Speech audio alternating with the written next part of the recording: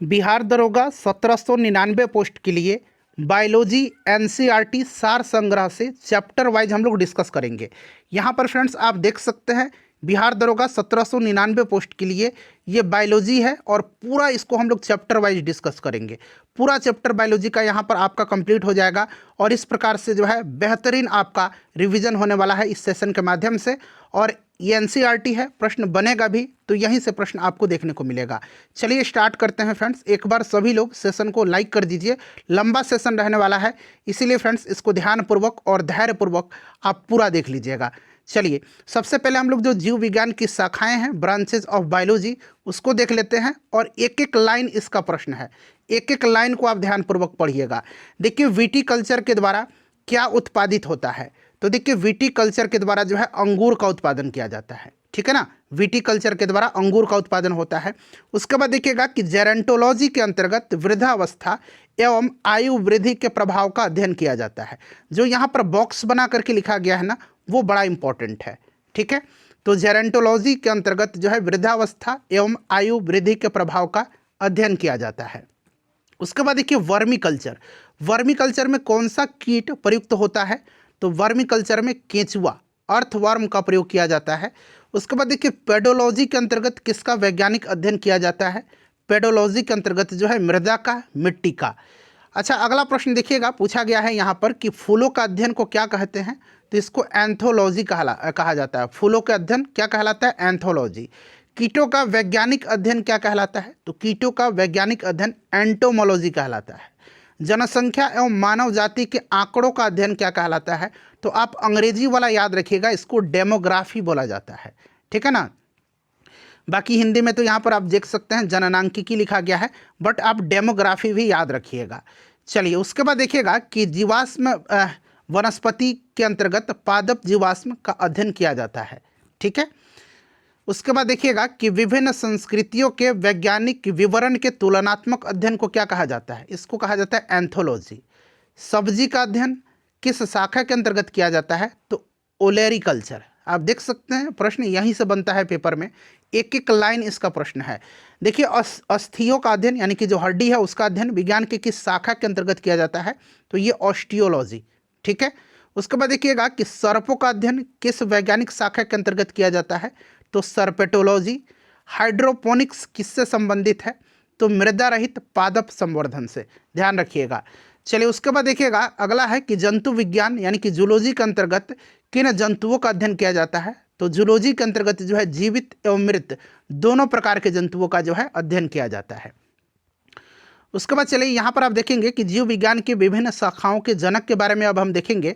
तो देखिएगा कि जंतु विज्ञान का जनक तो ये अरस्तु हैं, वनस्पति विज्ञान थियोफ्रेस्टस, सूक्ष्म जीव विज्ञान एंटोनी वैन लीवेनहॉक, जीवाणु विज्ञान ये बैक्टीरियोलॉजी कहलाता है लुई पास्चर, और लुई पास्चर ने फर्मेंटेशन का भी खोज किया था, किण्वन का भी खोज किया था, ये भी आप ध्यान रखिएगा। चलिए उसके बाद देखिएगा कि प्रतिरक्षा विज्ञान इम्यूनोलॉजी, तो ये एडवर्ड जेनर है और एडवर्ड जेनर को प्रतिरक्षा प्रणाली का जनक कहा जाता है। वर्गीकी अथवा वर्गीकरण विज्ञान टैक्सोनोमी, आप टैक्सोनोमी शब्द याद रखिएगा अंग्रेजी में, टैक्सोनोमी, तो इसके जनक कैरोलस लिनियस को कहा जाता है। और इसी प्रकार से मैं आपको फिजिक्स और केमिस्ट्री, इवन मैं आपको हिस्ट्री भी करवाऊंगा, प्राचीन मध्यकालीन आधुनिक सब मैं करवा दूंगा। रुधिर परिसंचरण तंत्र की खोज तो विलियम हार्वे ने किया था।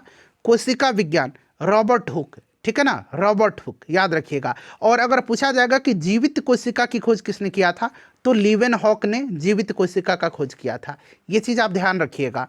उत्परिवर्तन ह्यूगो डिब्रिज, ठीक है ना। अच्छा कवक विज्ञान जिसको कि माइकोलॉजी बोला जाता है, कवक विज्ञान माइकोलॉजी, कवकों का अध्ययन होता है, ये हेनरिक एंटन डिवेरी ने। पादप शरीर क्रिया विज्ञान स्टीफन हेल्स ने।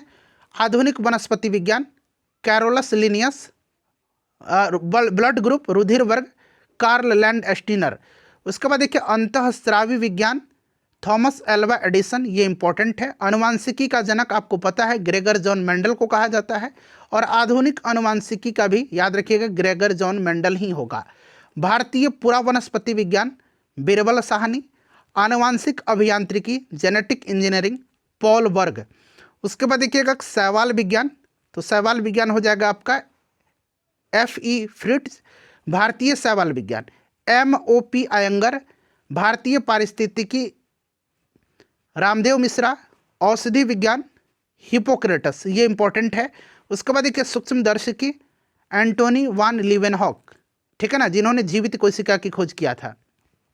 जीन चिकित्सा, ये आपका एंडरसन हो जाएगा।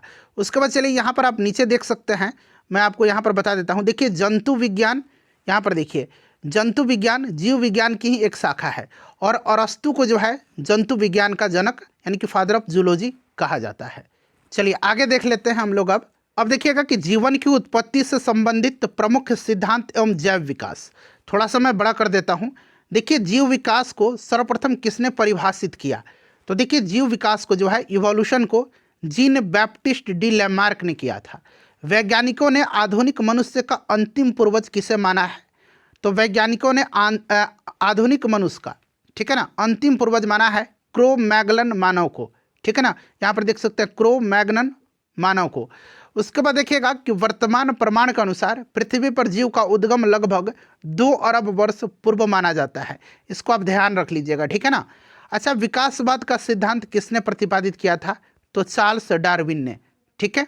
अच्छा, उद विकास का मुख्य कारक क्या है, तो यह आपका नेचुरल सिलेक्शन है, प्राकृतिक वर्ण है।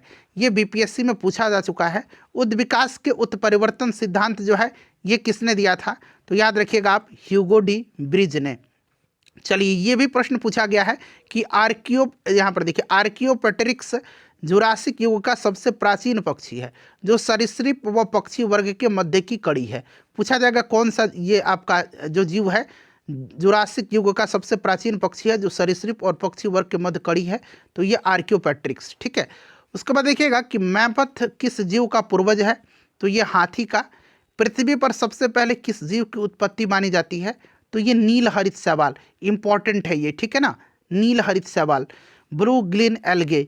उसके बाद देखिएगा कि शीत ऋतु में पशुओं के प्रसुप्ति काल को क्या कहते हैं, इसको हाइबरनेशन कहा जाता है, हाइबरनेशन इसको कहा जाता है। किस जीव में स्नायु तंत्र तो होता है परंतु मस्तिष्क नहीं होता है, बताइए। तो ये जीव है आपका स्टारफिश, इसको तारामीन हिंदी में बोला जाता है, बट आप स्टारफिश ही याद रखिएगा। जीवाणु में किस प्रकार के राइबोसोम पाए जाते हैं, तो जीवाणु में पाए जाते हैं 70S राइबोसोम्स, ठीक है, ये इंपॉर्टेंट है।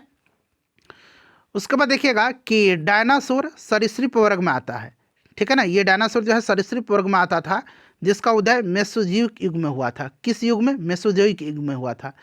चलिए उसके बाद देखिएगा कि नील हरित शैवाल जीवाणु तथा कवक में लवक नहीं पाए जाते हैं बल्कि लोमली के आकार की कौन सी रचना पाई जाती है।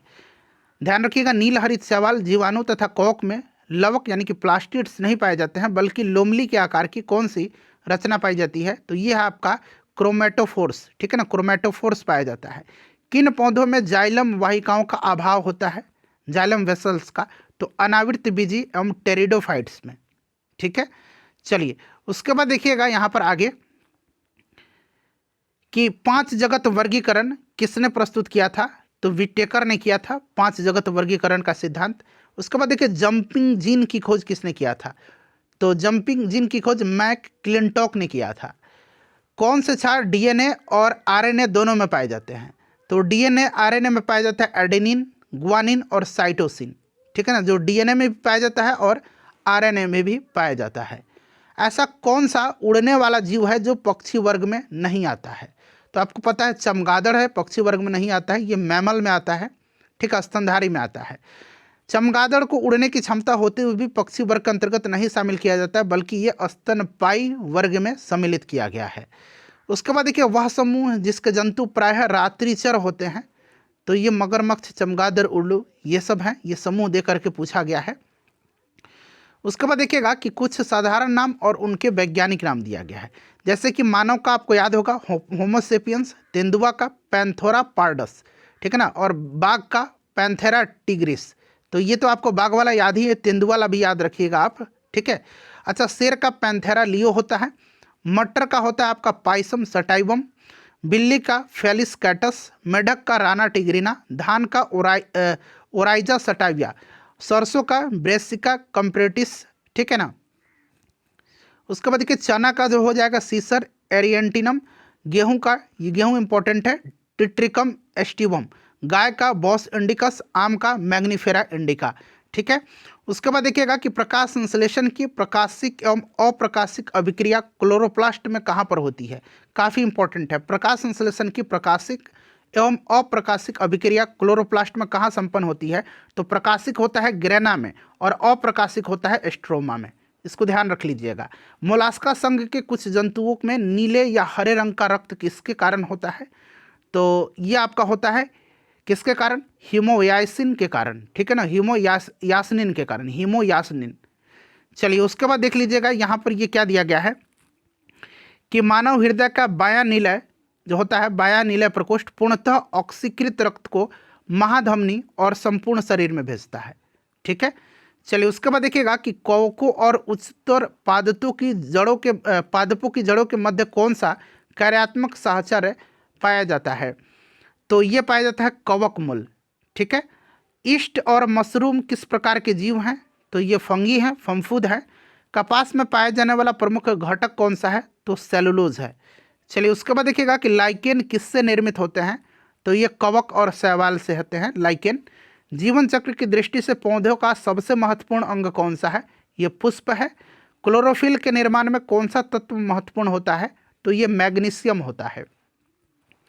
उसके बाद देखिए अधिकांश कीट किसके द्वारा शोषण करते हैं। तो ये आपका ट्रैकिया होता है, जिसको कि वातक तंत्र बोला जाता है।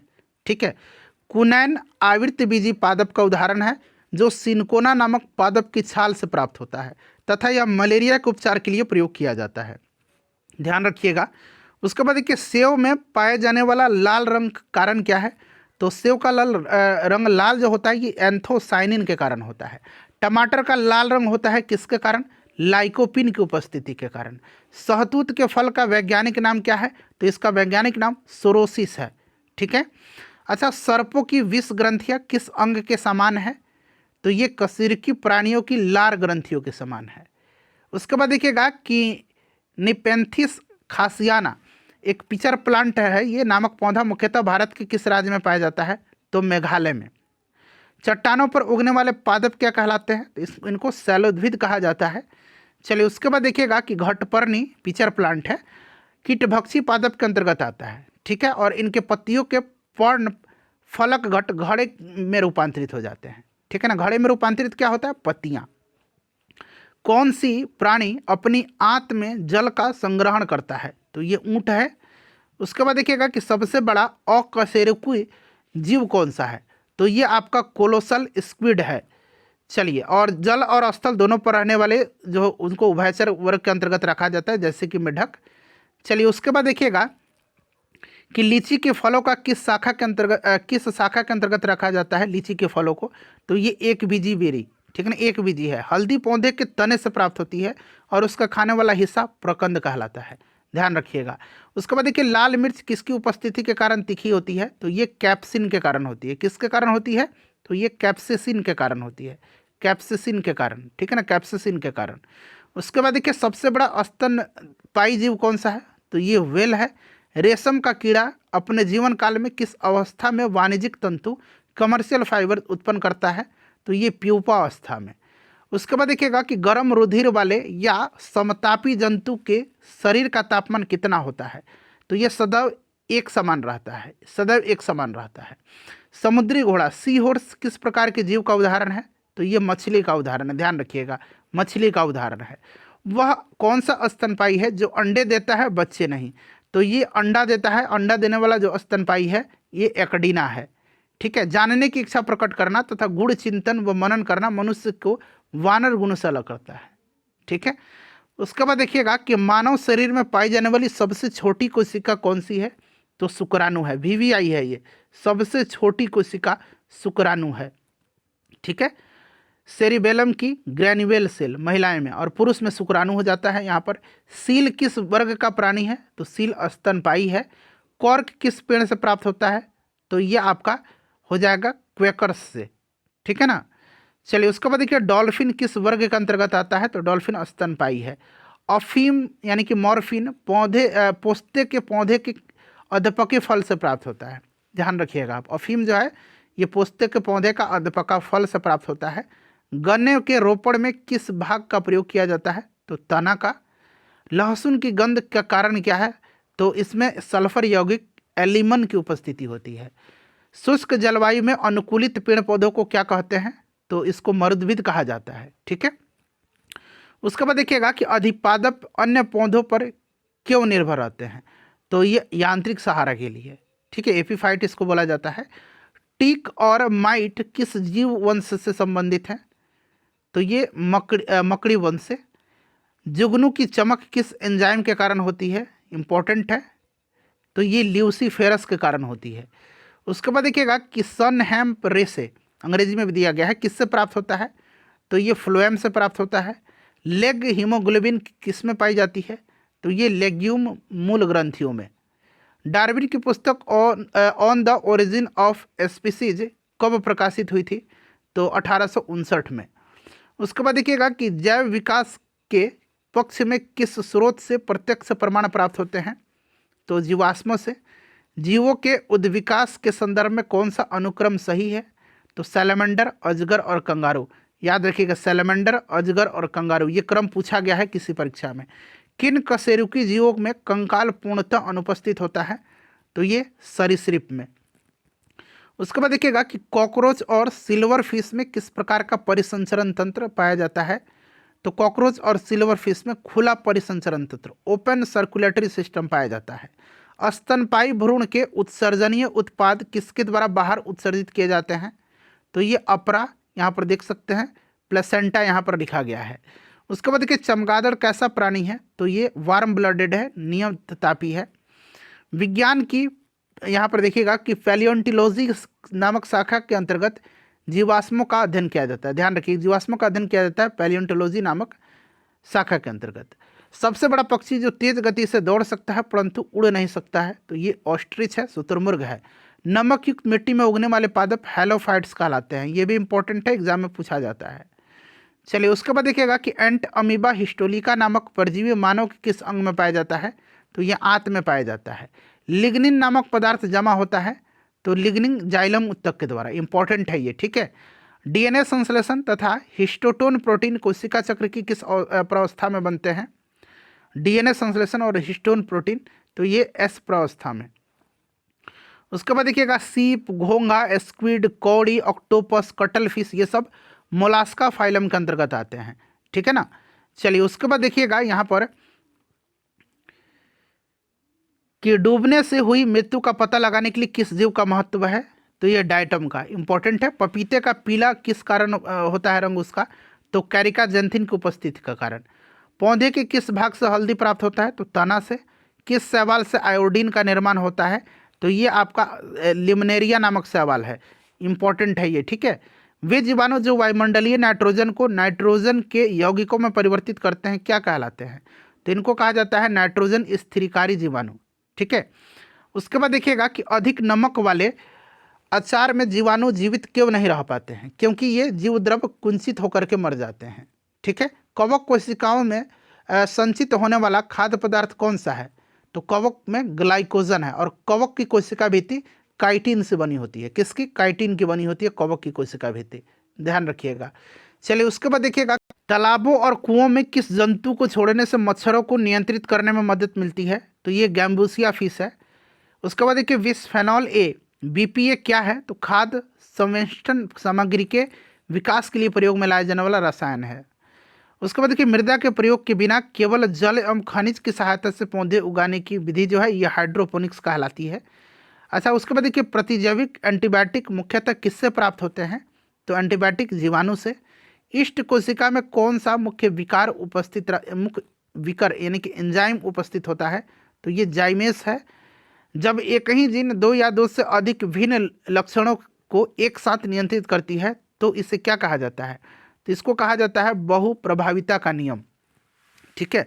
अच्छा, क्यूनिन अथवा कुनैन किसकी छाल से प्राप्त की जाती है?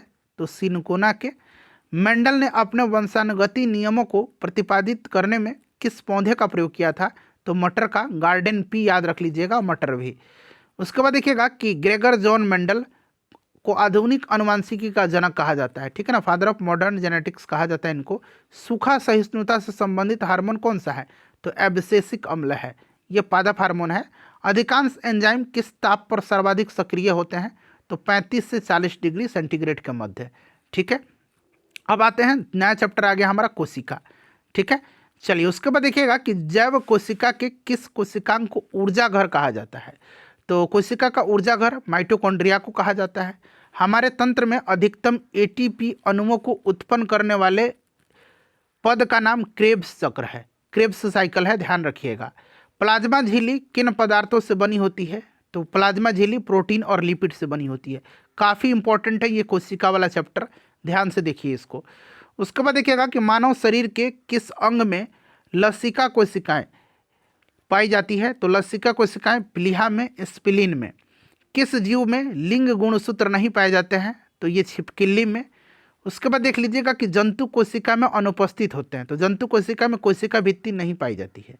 कोशिका भित्ति पादप कोशिका में पाई जाती है और पादप कोशिका की कोशिका भित्ति सेलुलोज की बनी होती है।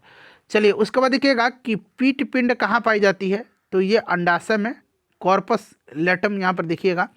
उसके बाद देखिएगा कि प्रक्रमित कोशिका मृत्यु, प्रोग्राम्ड सेल डेथ के कोशिकीय और आणविक नियंत्रण को क्या कहते हैं? तो इसको कहा जाता है क्या? यहाँ पर देखिए एपोप्टिसस, ठीक है ना।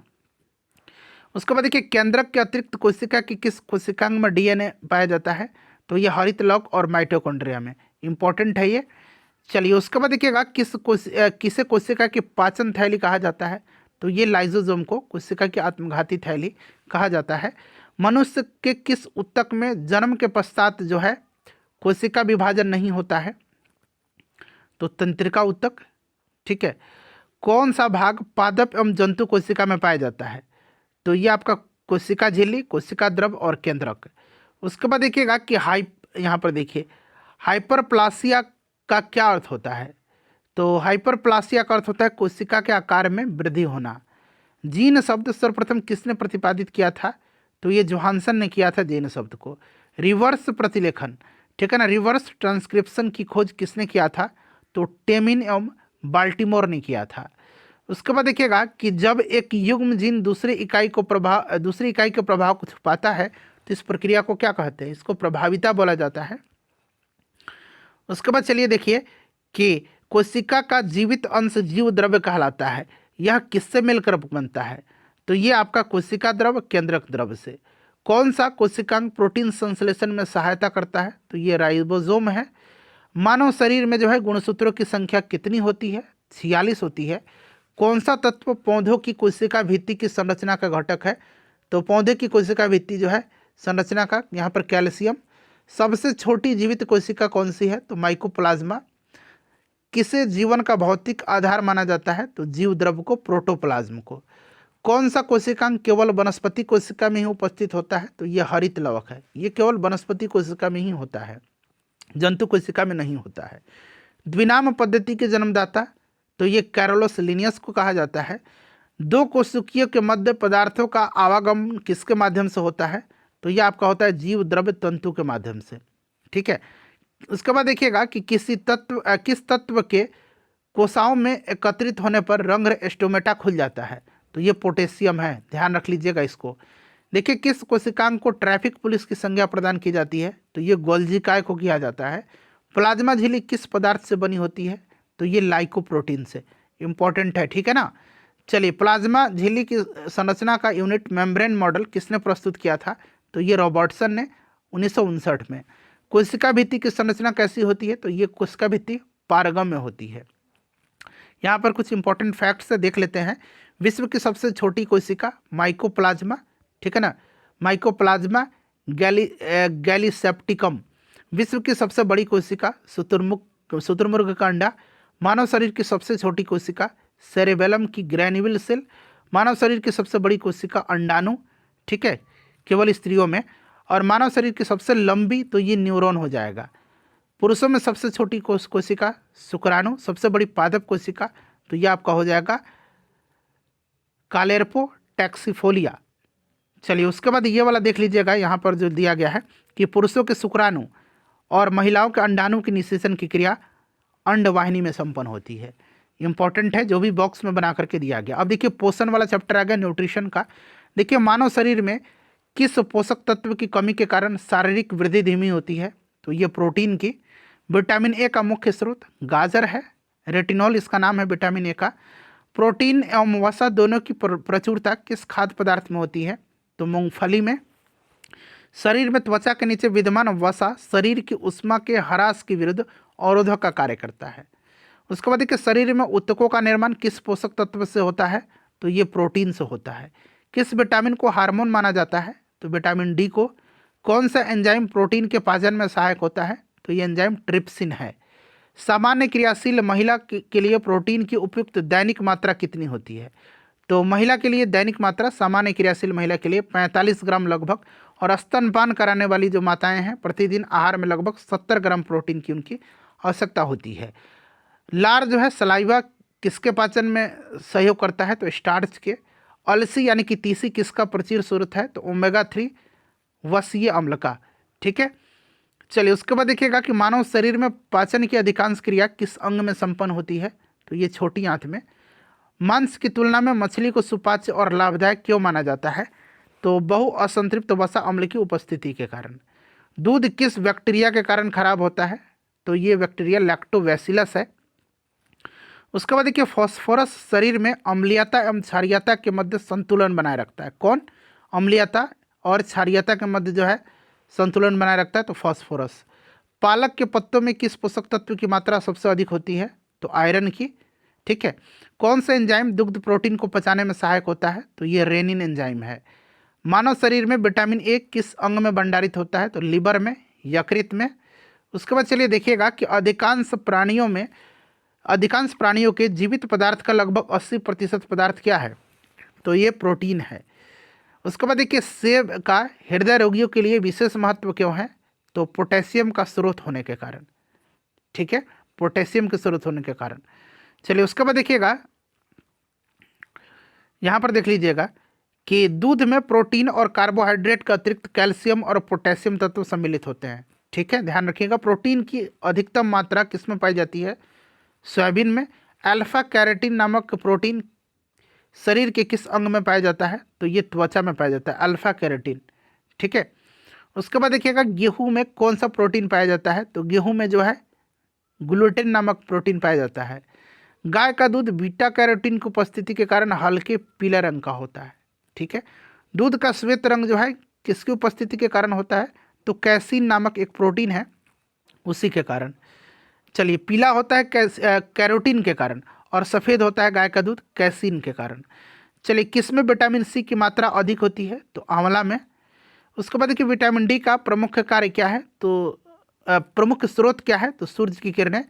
किन विटामिनों का निर्माण हमारे शरीर में होता है, तो विटामिन डी और विटामिन B3 का याद रख लीजिएगा आप। ठीक है, कौन सा विटामिन किसी स्वप्न को पर्याप्त अवधि तक याद रखने में सहायक होता है, तो ये विटामिन यहाँ पर आप देख सकते हैं B6 है।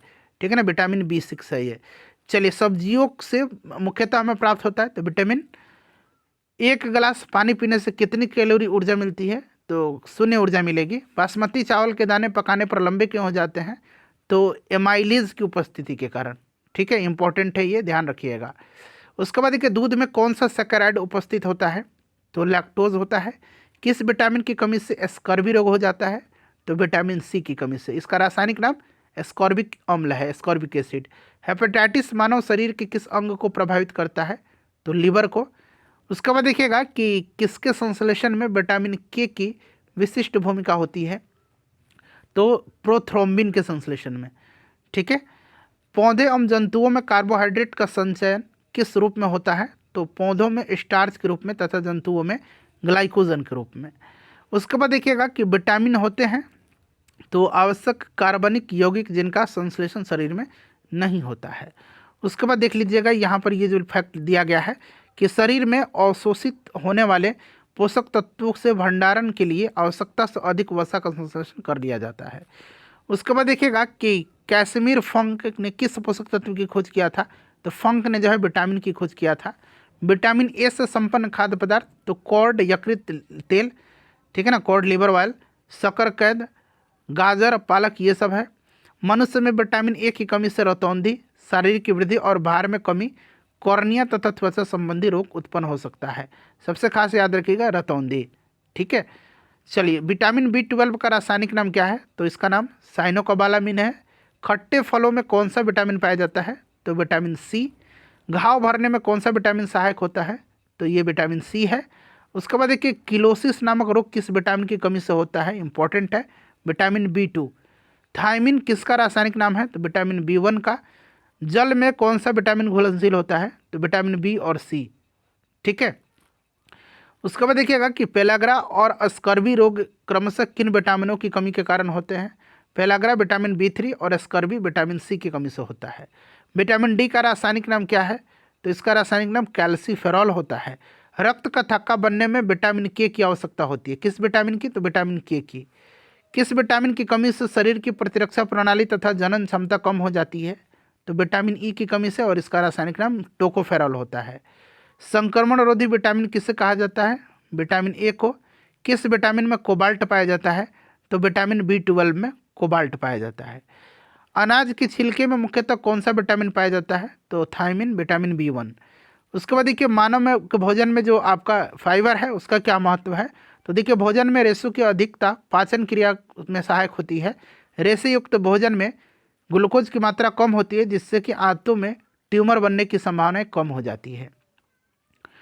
उसके बाद चलिए यहाँ पर देख लीजिएगा कि दीर्घ मात्रिक खनिज जो कैल्शियम, ये दांतों और अस्थियों की रचना, रुधिर स्कंदन यानी कि ब्लड क्लॉटिंग, तंत्रिकाओं एवं पेशियों के कार्य के लिए महत्वपूर्ण है।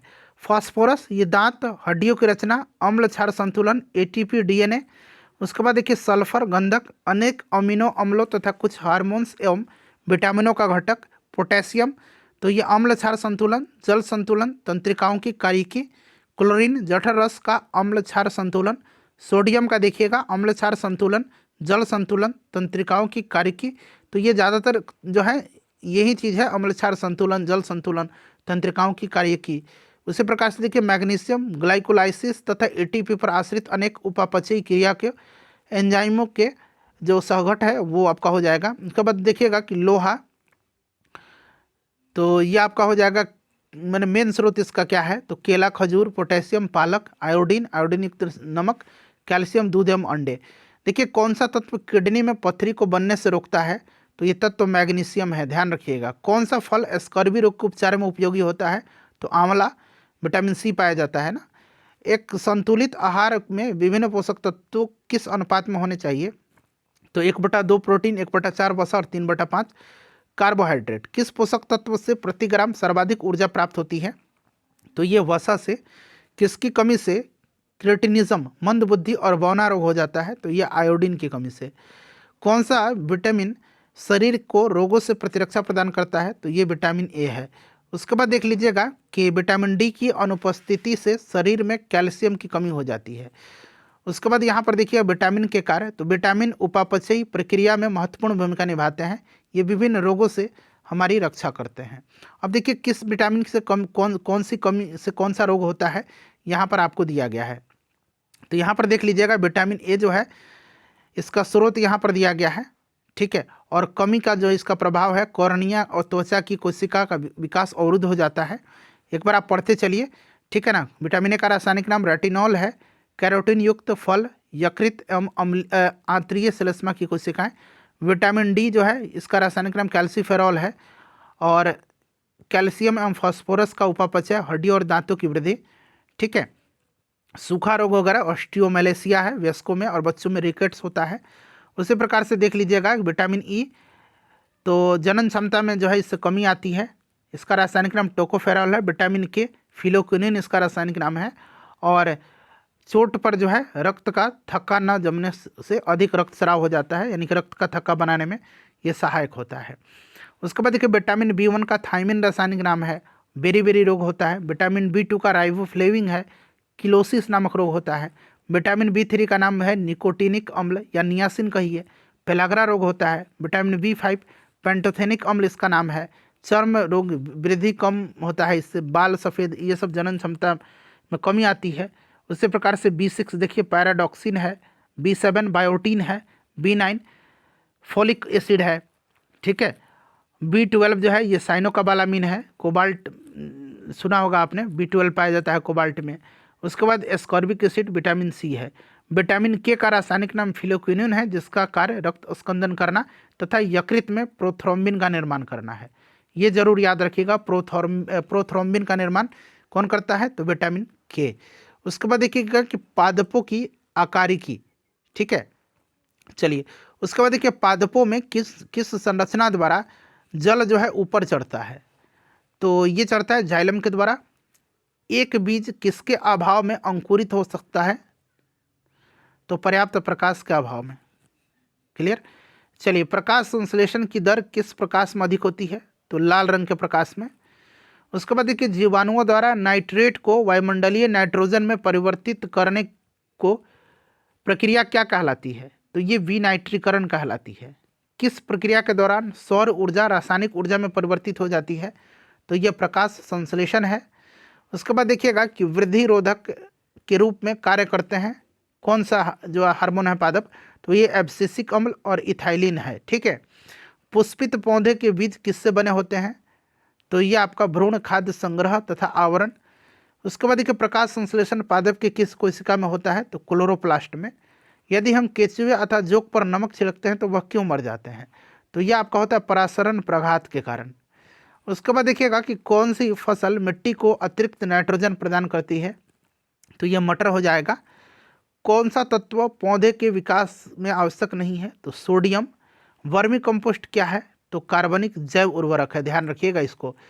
किस पौधे को औषधिक भारतीय चिकित्सक कहा जाता है, हर्बल इंडियन डॉक्टर, तो ये आंवला को कहा जाता है। अफीम पौधे के किस भाग से प्राप्त होता है, तो फूल से। उसके बाद देखिएगा कि सबसे पहले बनने वाले प्राथमिक जाइलम तत्व को क्या कहते हैं, तो इसको प्रोटोजाइलम कहते हैं। कॉफ़ी पौधे के किस भाग से प्राप्त होता है, तो बीज से। ये सब प्रश्न पूछा जाता है। रेशम के कीट सामान्यतः किस पेड़ पर पाले जाते हैं, तो सहतूत के। उसके बाद चलिए यहाँ पर देखिएगा आगे दिया गया है कि भूमि की उर्वरता को घटाने वाला जीवाणु कौन सा है, तो थायोबैसिलस और डीनाइट्रिफिकेंस, ठीक है ना, थायोबैसिलस डीनाइट्रिफिकेंस, याद रखिएगा। जीवाणु में प्रकाश संश्लेषण क्रिया में हाइड्रोजन दाता सामान्यतः कौन होता है, तो यह हाइड्रोजन सल्फाइड होता है। किस समूह के पौधे के जीवन चक्र में 2 स्वतंत्र पीढ़ियों का एकांतरण होता है, तो यह आपका टेरिडोफाइट्स है। वायु प्रदूषण सूचक है, लाइकेन हो जाएगा। अंडाशय विहीन पुष्पोद्भिद क्या कहलाते हैं, इसको जिम्नोस्पर्म कहा जाता है।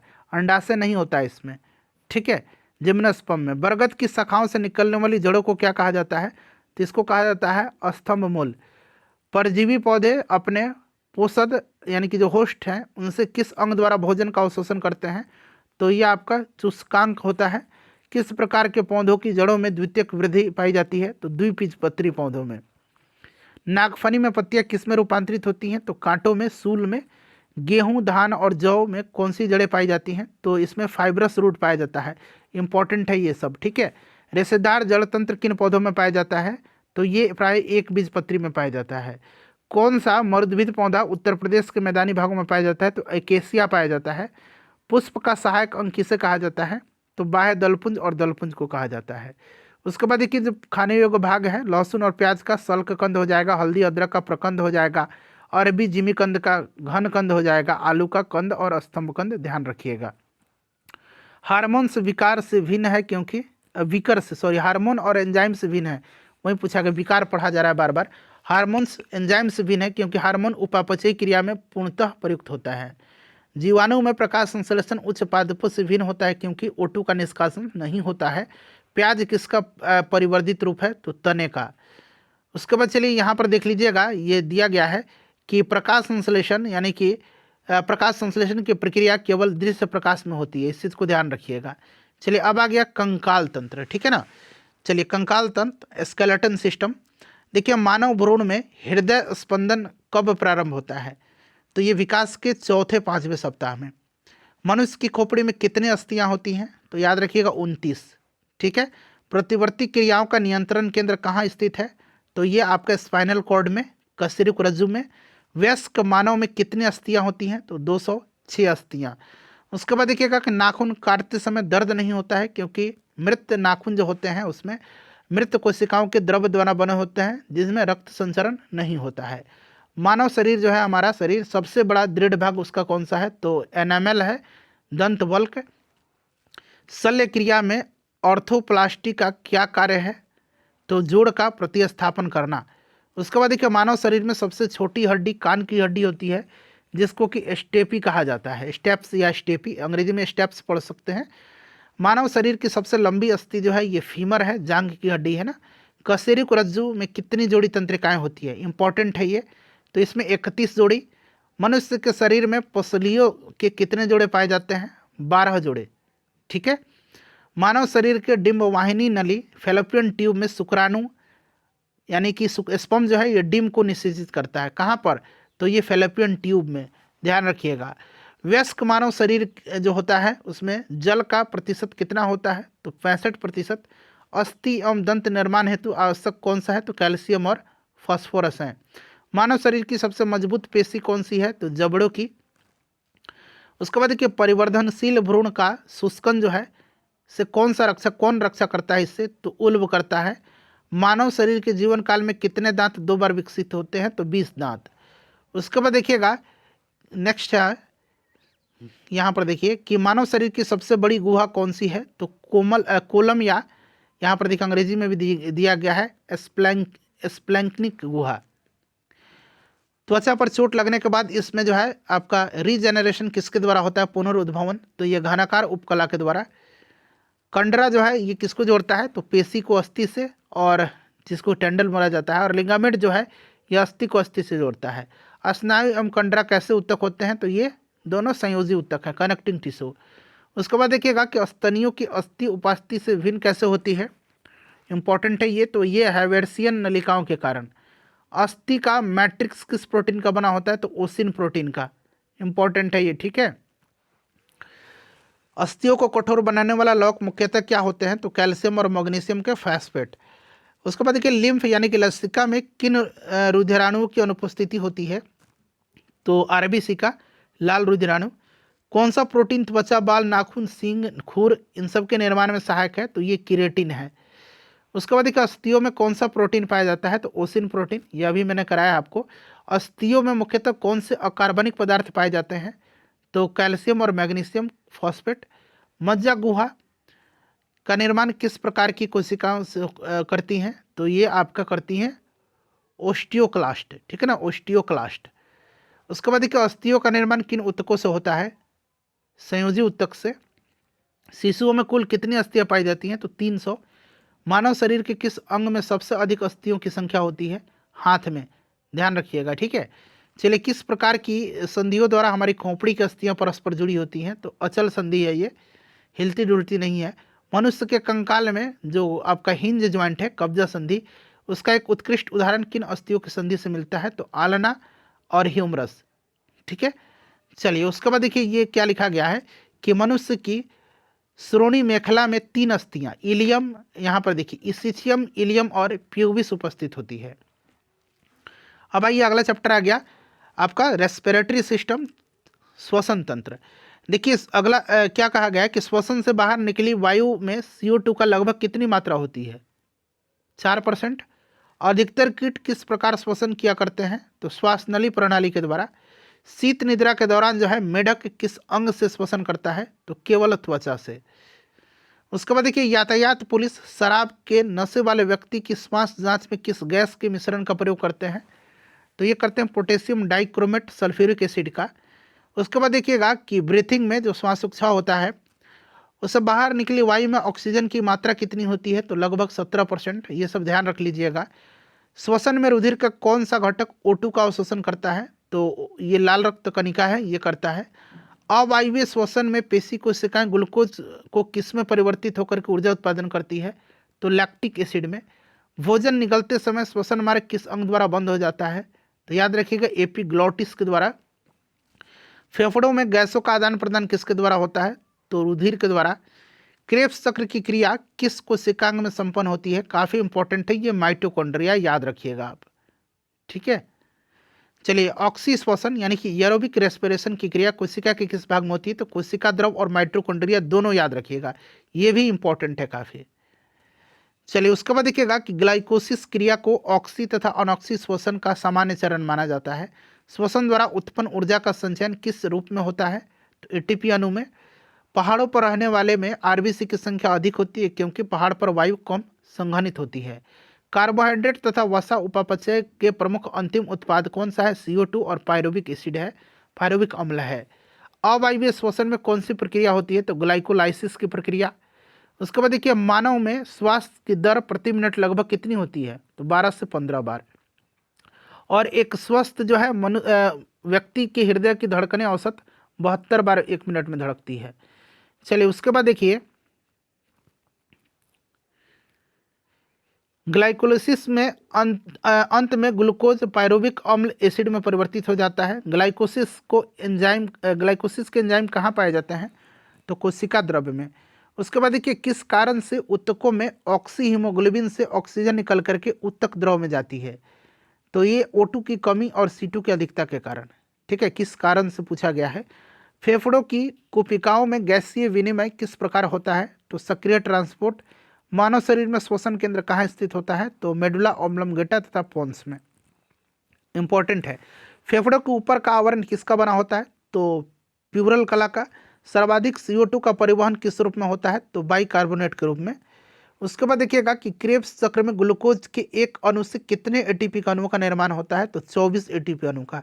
डायरेक्टली इसको याद रखिए। ग्लाइकोलाइसिस चरण में कितने एटीपी अणुओं का शुद्ध लाभ होता है? तो 2। किन्वन अर्थात अनॉक्सी श्वसन की खोज सर्वप्रथम किसने किया था? तो लुई पास्चर ने ईस्ट में किया था। फेफड़ों तक अशुद्ध रक्त किसके द्वारा पहुंचाया जाता है? तो फुफ्फुस धमनी प्लुमोनरी आर्टरी के द्वारा। फेफड़ों द्वारा शुद्ध किया गया रक्त बाएं आलिंद में किसके द्वारा पहुंचाया जाता है? तो ये फुफ्फुस सिरा के द्वारा। श्वसन गुणांक जो है का मापन किस यंत्र से किया जाता है? तो गैनंग श्वसन मापी यानी कि गैनंग रेस्पिरेटरी मीटर, रेस्पायरोमीटर। ठीक है। ऑक्सीजन की कमी के कारण शरीर के ऊतकों में ऑक्सीजन की कमी होना यह हाइपोक्सिया या अनॉक्सिया कहलाता है। श्वसन क्रिया में वायु के किस घटक की मात्रा में कोई परिवर्तन नहीं होता है? तो नाइट्रोजन। ठीक है। चलिए अब आ गया आपका डाइजेस्टिव सिस्टम यानी कि पाचन तंत्र। चलिए उसके बाद देखिएगा कि लार जो है ये किसके पाचन में सहायक होता है? तो स्टार्च के। वसा का पाचन करने वाला लाइपेज नामक एंजाइम किस अंग द्वारा स्रावित होता है? तो लाइपेज जो होता है ये अग्नाशय के द्वारा। ठीक है। लाइपेज द्वारा वसा के जलीय अपघटन के पश्चात क्या प्राप्त होता है? तो वसीय अम्ल और ग्लिसरॉल। उसके बाद देखिए कौन सा पाचक हार्मोन छोटी आंत से स्रावित होता है? तो ये सिक्रेटिन है। पित्त का संचयन कहाँ होता है? तो आपका गॉल ब्लैडर में, पित्ताशय में। पित्त का निर्माण यकृत में होता है और संचयन इसका पित्ताशय में होता है। यह वसा को अम्लीय जो आपका वसीय अम्ल है उसमें तोड़ करके पाचन में सहायता करता है। किस अंग में प्रोटीन्स का पाचन पूर्ण होता है? तो आंत में। अमाशय की भित्ति में कौन सा हार्मोन भित्ति से कौन सा हार्मोन स्रावित होता है? तो ये गैस्ट्रिन। लार का टाइलिन एंजाइम किस माध्यम में क्रियाशील होता है? तो हल्के अम्लीय माध्यम में। उसके बाद देखिएगा कि अमाशय की दीवार का पेशीय संकुचन क्या कहलाता है? तो ये क्रमानुकुंचन कहलाता है। पाचन तंत्र के किस रस में कोलेस्ट्रॉल पाया जाता है? तो पीत में। उसके बाद देखिए कार्बोहाइड्रेट किस रूप में शरीर में संग्रहित होता है? तो ये ग्लाइकोजन के रूप में। अमाशय में भोजन के जीवाणु को कौन नष्ट करता है? तो हाइड्रोक्लोरिक एसिड जो है नष्ट करता है। चलिए पेट से कौन सा अम्ल स्रावित होता है? तो ये भी पूछा जाता है, तो HCl ध्यान रखिएगा। मानव शरीर की किस संरचना में कृमि रूप परिशेषिका पाई जाती है? तो ये बड़ी आंत में। ठीक है ना, यहाँ पर देख सकते हैं वर्मीफॉर्म अपेंडिक्स। मानव शरीर का वह अंग जो ग्लाइकोजन के रूप में कार्बोहाइड्रेट का भंडारण करता है? तो ये यकृत लीवर करता है। एक स्तनधारी में सबसे बड़ी ग्रंथि कौन सी है? तो यकृत है। उसके बाद चलिए देखिए कि अग्नाशय मानव शरीर की दूसरी सबसे बड़ी ग्रंथि है।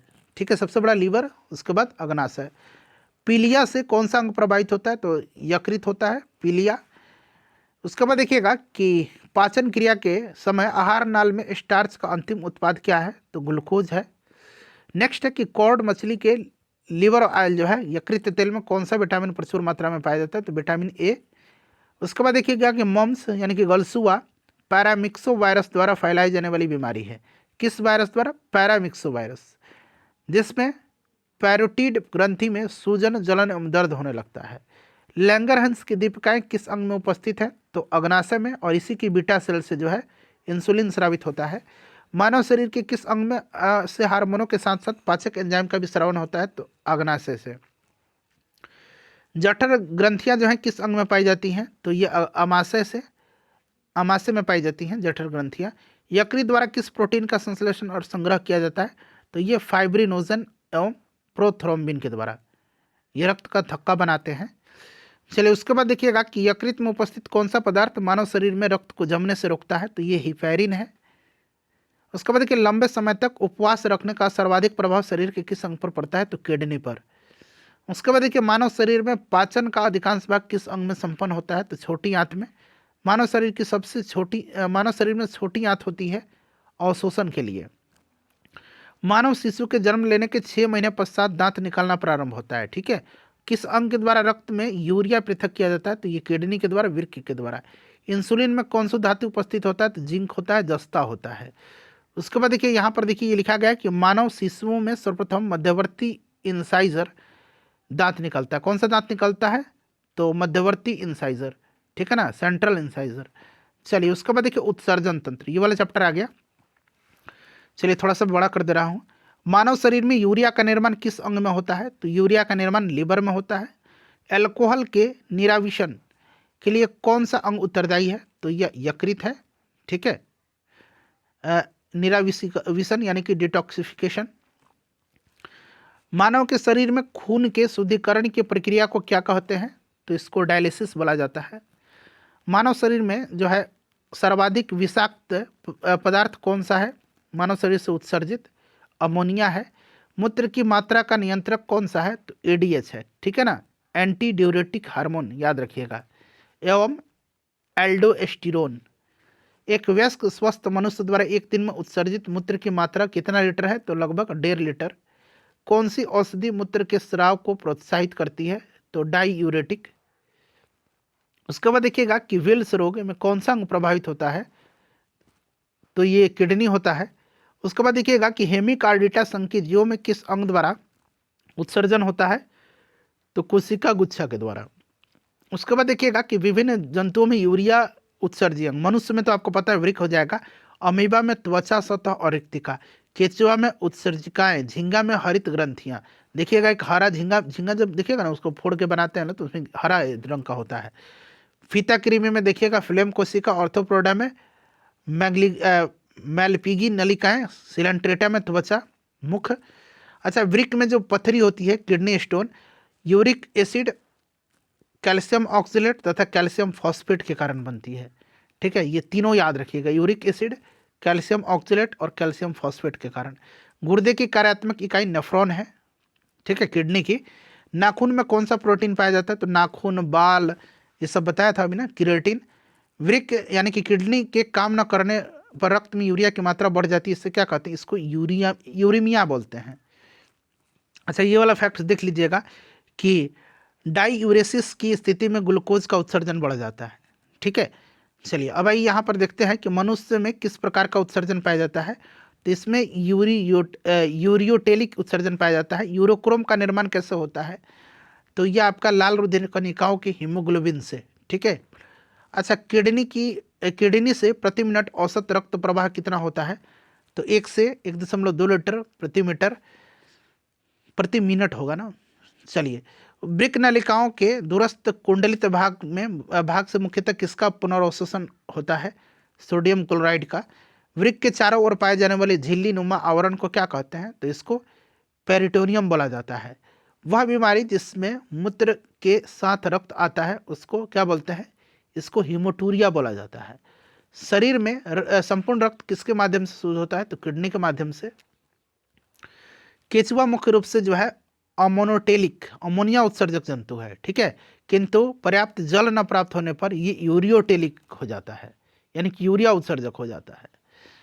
चलिए उसके बाद देखिएगा कि वृक्क जो है यहाँ पर आपका अंग दिया गया है, ये सब देख लीजिएगा।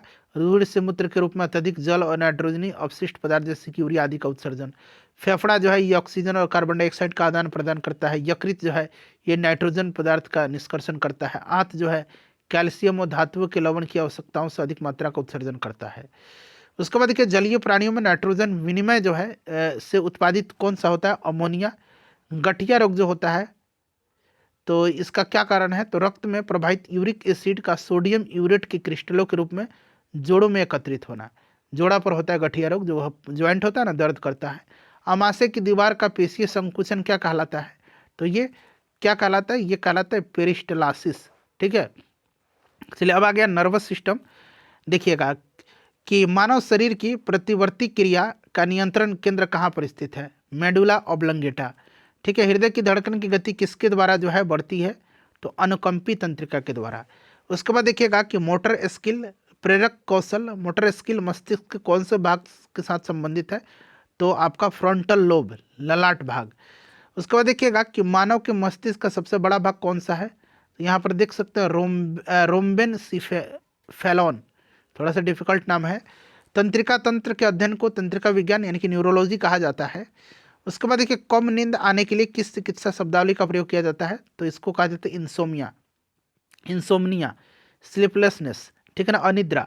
मस्तिष्क का कौन सा भाग गुरुत्वाकर्षण के विरुद्ध शरीर का समर्थन करता है, तो ये आपका अंतराली केंद्रक जो है ये करता है। उसके बाद औसतन एक सामान्य मानव मस्तिष्क का भार कितना होता है, तो 1.36 किलोग्राम। शरीर में प्रतिवर्ती क्रियाओं का नियंत्रण और समन्वय कौन करता है, मेरुरज्जु, स्पाइनल कॉर्ड। इंपॉर्टेंट है फ्रेंड्स ये। उसके बाद देखिएगा कि सेरेब्रल पाल्सी मस्तिष्क संबंधी विकार है जो सामान्यतः छोटे बच्चों में पाया जाता है। ठीक है, उसके बाद देखिएगा कि तंत्रिका तंत्र का विकास सर्वप्रथम किस जीव में माना जाता है, तो हाइड्रा में। नेक्स्ट देखिए कि मनुष्य में कपालीय तंत्रिकाओं की संख्या होती है, तो 12 जोड़ी। मनुष्य में मेरी तंत्रिकाओं की संख्या कितनी होती है, मेरु तंत्रिका स्पाइनल नर्व्स की, तो 31 जोड़ी। मनुष्य के शरीर में भूख तथा तृप्ति मस्तिष्क के किस भाग द्वारा नियंत्रित होता है, तो ये हाइपोथैलेमस। इंपॉर्टेंट है। चलिए भूख प्यास ताप नियंत्रण ये सब होता है। उसके बाद देखिएगा कि डिसलेक्सिया नामक बीमारी मानव शरीर के किस अंग से संबंधित है, तो मस्तिष्क से। शरीर के अन्य सभी अंगों की तुलना में किस अंग को ऑक्सीजन की आवश्यकता सर्वाधिक होती है, तो मस्तिष्क को। उसके बाद देख लीजिएगा कि तंत्रिका उत्तक का प्रमुख कार्य क्या है, तो उत्तेजनाओं को प्राप्त करना तथा मेरुरज्जु और मस्तिष्क को आवेग भेजना। प्रतिवर्ती क्रिया की खोज सर्वप्रथम मार्शल हॉल ने किया था। ठीक है ना, ध्यान रखिएगा, मार्शल हॉल ने प्रतिवर्ती क्रियाओं का खोज किया था। उसके बाद देखिए कि भोजन ग्रहण के पश्चात आहार नाल की तरंग गति और इसकी दीवार की ग्रंथियों के श्रवण का उत्तेजन किस तंत्र द्वारा होता है, तो परानुकंपी तंत्र के द्वारा। कौन से तंत्र हमारे शरीर में समन्वय का कार्य करते हैं, तो ये तंत्रिका एवं अंतःस्रावी तंत्र। जो मनुष्य यह नहीं समझ पाता है कि कब उसे भोजन रोक देना चाहिए, वह किस रोग से पीड़ित है, तो इसको कहा जाता है बुलिमिया। बुलिमिया से पीड़ित है वो। जैविक घड़ी, बायोलॉजिकल क्लॉक मानव शरीर के किस अंग में स्थित है, तो यह हाइपोथैलेमस में। एपिथैलेमस किन ग्रंथियों से निर्मित होता है, तो पिनियल ग्लैंड, हैवेन्यूला। ठीक है ना। मानव शरीर का कौन सा भाग अल्जाइमर रोग से प्रभावित होता है, तो मस्तिष्क होता है। मांसपेशियों के रेशों में आयोग संचरण के लिए जो है, आवेग संचरण के लिए किस पदार्थ की आवश्यकता होती है, तो सोडियम की। मनुष्य का मस्तिष्क कितने भागों में विभाजित है, तो 3 भाग में, सेरेब्रम, सेरेबेलम और ब्रेन स्टेम। उसके बाद देखिए न्यूरॉन का बाहर निकला हुआ लंबा भाग क्या कहलाता है, तो इसको बोला जाता है एक्सोन, तंत्रिकाक्ष। तंत्रिका कोशिकाओं के तंत्रिकाक्ष के चारों ओर यानी कि एक्सोन के चारों ओर किस पदार्थ का आवरण पाया जाता है, तो मेलिन का। सुई चिबाने पर किस अंग में पीड़ा का अनुभव नहीं होगा, तो मस्तिष्क में। उसके बाद देखिए मानव के जन्म के पश्चात किस अंग में कोशिका विभाजन नहीं होता है, तो तंत्रिका कोशिका में। ठीक है, चलिए चिकित्सा उपकरण वगैरह है, सीटी स्कैन शरीर के असामान्यता के लिए, इलेक्ट्रोकार्डियोग्राफ हृदय विकार, और आपका जो एक इलेक्ट्रोकार्डियोग्राफ है ना, और ऑटो एल्जाइमर जो है जैव रासायनिक तत्वों की जांच के लिए, पेसमेकर हृदय की गति नियंत्रित करने के लिए। एक ग्राफ है कार्डियोग्राफ। ठीक है, और एक आपका ईसीजी है ये, और एक आपका ईईजी है, इंसेफेलोग्राफ। चलिए तो इंसेफेलोग्राम मस्तिष्क के लिए है। चलिए मानव मस्तिष्क का कौन सा भाग वृद्धि, स्मृति और तर्क का केंद्र होता है, तो सेरिब्रम। ध्यान रखिएगा ये इंपॉर्टेंट है। 2 तंत्रिका कोशिकाओं के मिलन को क्या बोला जाता है, सिनेप्स। ये भी इंपॉर्टेंट है। ठीक है, चलिए उसके बाद आगे आपका रक्त परिसंचरण तंत्र, ब्लड सर्कुलेटरी सिस्टम। देखिए मानव शरीर में कौन सी रक्त कोशिकाएं संक्रमण से शरीर की रक्षा करती है, तो ये WBC श्वेत रक्त कोशिका। ठीक है, किस रक्त समूह का व्यक्ति सर्वदाता यूनिवर्सल डोनर है, तो वो समूह का। रक्त समूह की खोज लैंडस्टीनर ने किया था। हीमोग्लोबिन मानव रक्त में पाए जाने वाला पदार्थ है जिसका प्रमुख कार्य ऑक्सीजन का परिवहन करना है। उसके बाद देखिएगा कि वृद्ध व्यक्ति का रक्तदाब सामान्यतः बढ़ जाता है। चलिए, एक सामान्य व्यक्ति का रक्त का औसत पीएच मान 7.35 से 7.45 तक होता है। 7.4 आप याद रख सकते हैं। रक्त समूह की खोजकर्ता कार्ल लैंडस्टीनर है।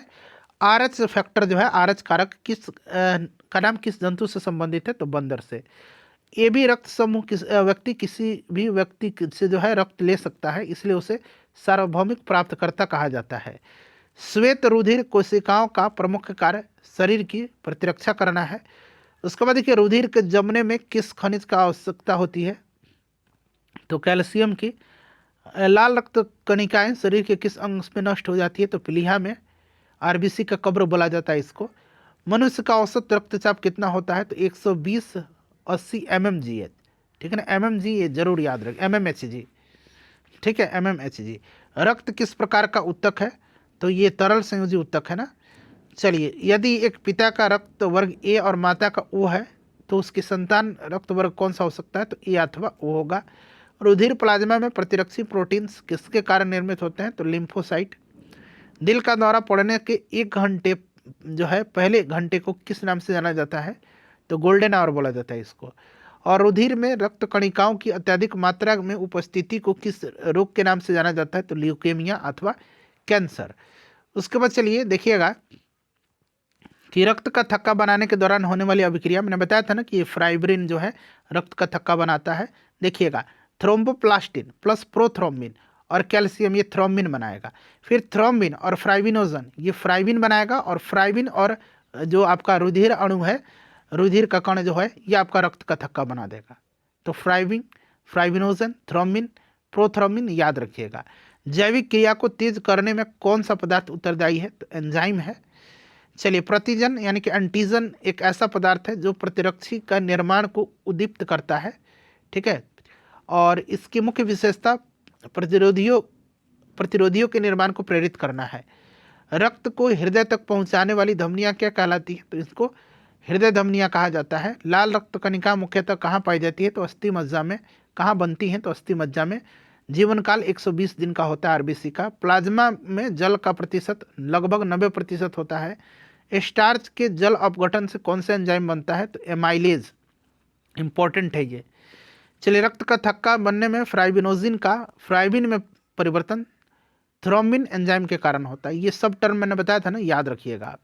हृदय की धड़कन नियंत्रित करने में किसकी भूमिका होती है, तो पोटेशियम की। एंजाइम एक प्रकार का क्या है, तो जैव उत्प्रेरक है। एक धड़कन या हृदय गति की एक आवृत्ति में लगभग कितना समय लगता है, तो 0.8 सेकंड। रक्तदाब का नियंत्रण किस ग्रंथि द्वारा होता है, तो एड्रिनल ग्लैंड के द्वारा, अधिवृक्क ग्रंथि के द्वारा। उसके बाद देखिएगा कि मानव रक्त में खून के शुद्धिकरण की प्रक्रिया को क्या बोलते हैं, तो इसको डायलिसिस बोला जाता है। ये वाला टर्म देखिए, पढ़िए। कह रहा है कि हृदय के संकुचन से, ठीक है ना, हृदय के संकुचन से धमनियों की दीवारों पर पड़ने वाला दाब रुधिर दाब कहलाता है। उसके बाद देखिएगा, अत्यधिक ऊंचाई पर जाने पर जो है मानव शरीर में लाल रक्त कणिकाओं की संख्या पर क्या प्रभाव पड़ता है, तो संख्या में वृद्धि हो जाती है। ठीक है, देखिए, एनीमिया रोग किस पोषक तत्व की कमी के कारण होता है, तो फॉलिक एसिड के कारण से। मानव शरीर की सबसे लंबी सिरा कौन सी है, तो ये ग्रेट साइफिनस सिरा है, पैर में उपस्थित है ये। उसके बाद देखिए, श्वेत रक्त कणों की कितनी संख्या होने पर रक्त कैंसर होता है, तो 1200 सीसी। ठीक है, 12,000 पर सीसी। उसके बाद देखिए, रक्त दाब के उपचार में किस पौधे का प्रयोग किया जाता है, तो सर्पगंधा का। मानव शरीर की सबसे बड़ी धमनी कौन सी है, तो महाधमनी इसको बोला जाता है एओर्टा। किस अंग को मानव शरीर का रक्त बैंक कहा जाता है, तो प्लीहा को। रक्तचाप जो है रक्तदाब मापने के लिए किस उपकरण का प्रयोग किया जाता है, तो स्फिग्मोमैनोमीटर का। उसके बाद देखिएगा कि अशुद्ध रक्त का प्रवाह, यहाँ पर आप देख सकते हैं हृदय, फिर महाधमनी, धमनी, धमनिकाएं, कोशिकांग। ठीक है, कोलेस्ट्रॉल की सामान्य सीमा मानव शरीर में 150 से 260 mg पर 100 ml है। ठीक है, उसके बाद देखिए, रक्त समूह AB को सार्वभौमिक ग्राही क्यों माना जाता है, तो क्योंकि ये रक्त समूह में प्रतिरक्षी एंटीबॉडी नहीं पाया जाता है। प्रतिरक्षी क्या है? तो ग्लाइकोप्रोटीन है। सिकल सेल एनीमिया एक बीमारी है, ये आपकी, इसका रोग किसकी विकृति से होता है? तो आरबीसी की। ये इंपॉर्टेंट है, ये पूछा भी गया है एग्जाम में। उसके बाद देखिए रक्त परिसंचरण से संबंधित अंग, उनके कार्य। हृदय जो है रक्त को संपूर्ण शरीर में परिवहन करता है, उसको प्रवाहित करता है। धमनियां जो है शुद्ध रक्त को हृदय से शरीर के अन्य अंगों तक पहुंचाता है। सिरा अशुद्ध रक्त को शरीर के अन्य अंगों से हृदय तक पहुंचाता है। कोशिकाएं धमनी और सिरा के रक्त का सम्मिलन हो जाएगा। उसके बाद देखिएगा कि रिसैरपिन नामक औषधि का प्रयोग किस लिए किया जाता है? तो उच्च रक्तदाब को कम करने के लिए। ठीक है, ध्यान रख लीजिएगा आप। कौन सी कोशिका प्रतिरक्षी का उत्पादन करती है? तो ये लिम्फोसाइट है।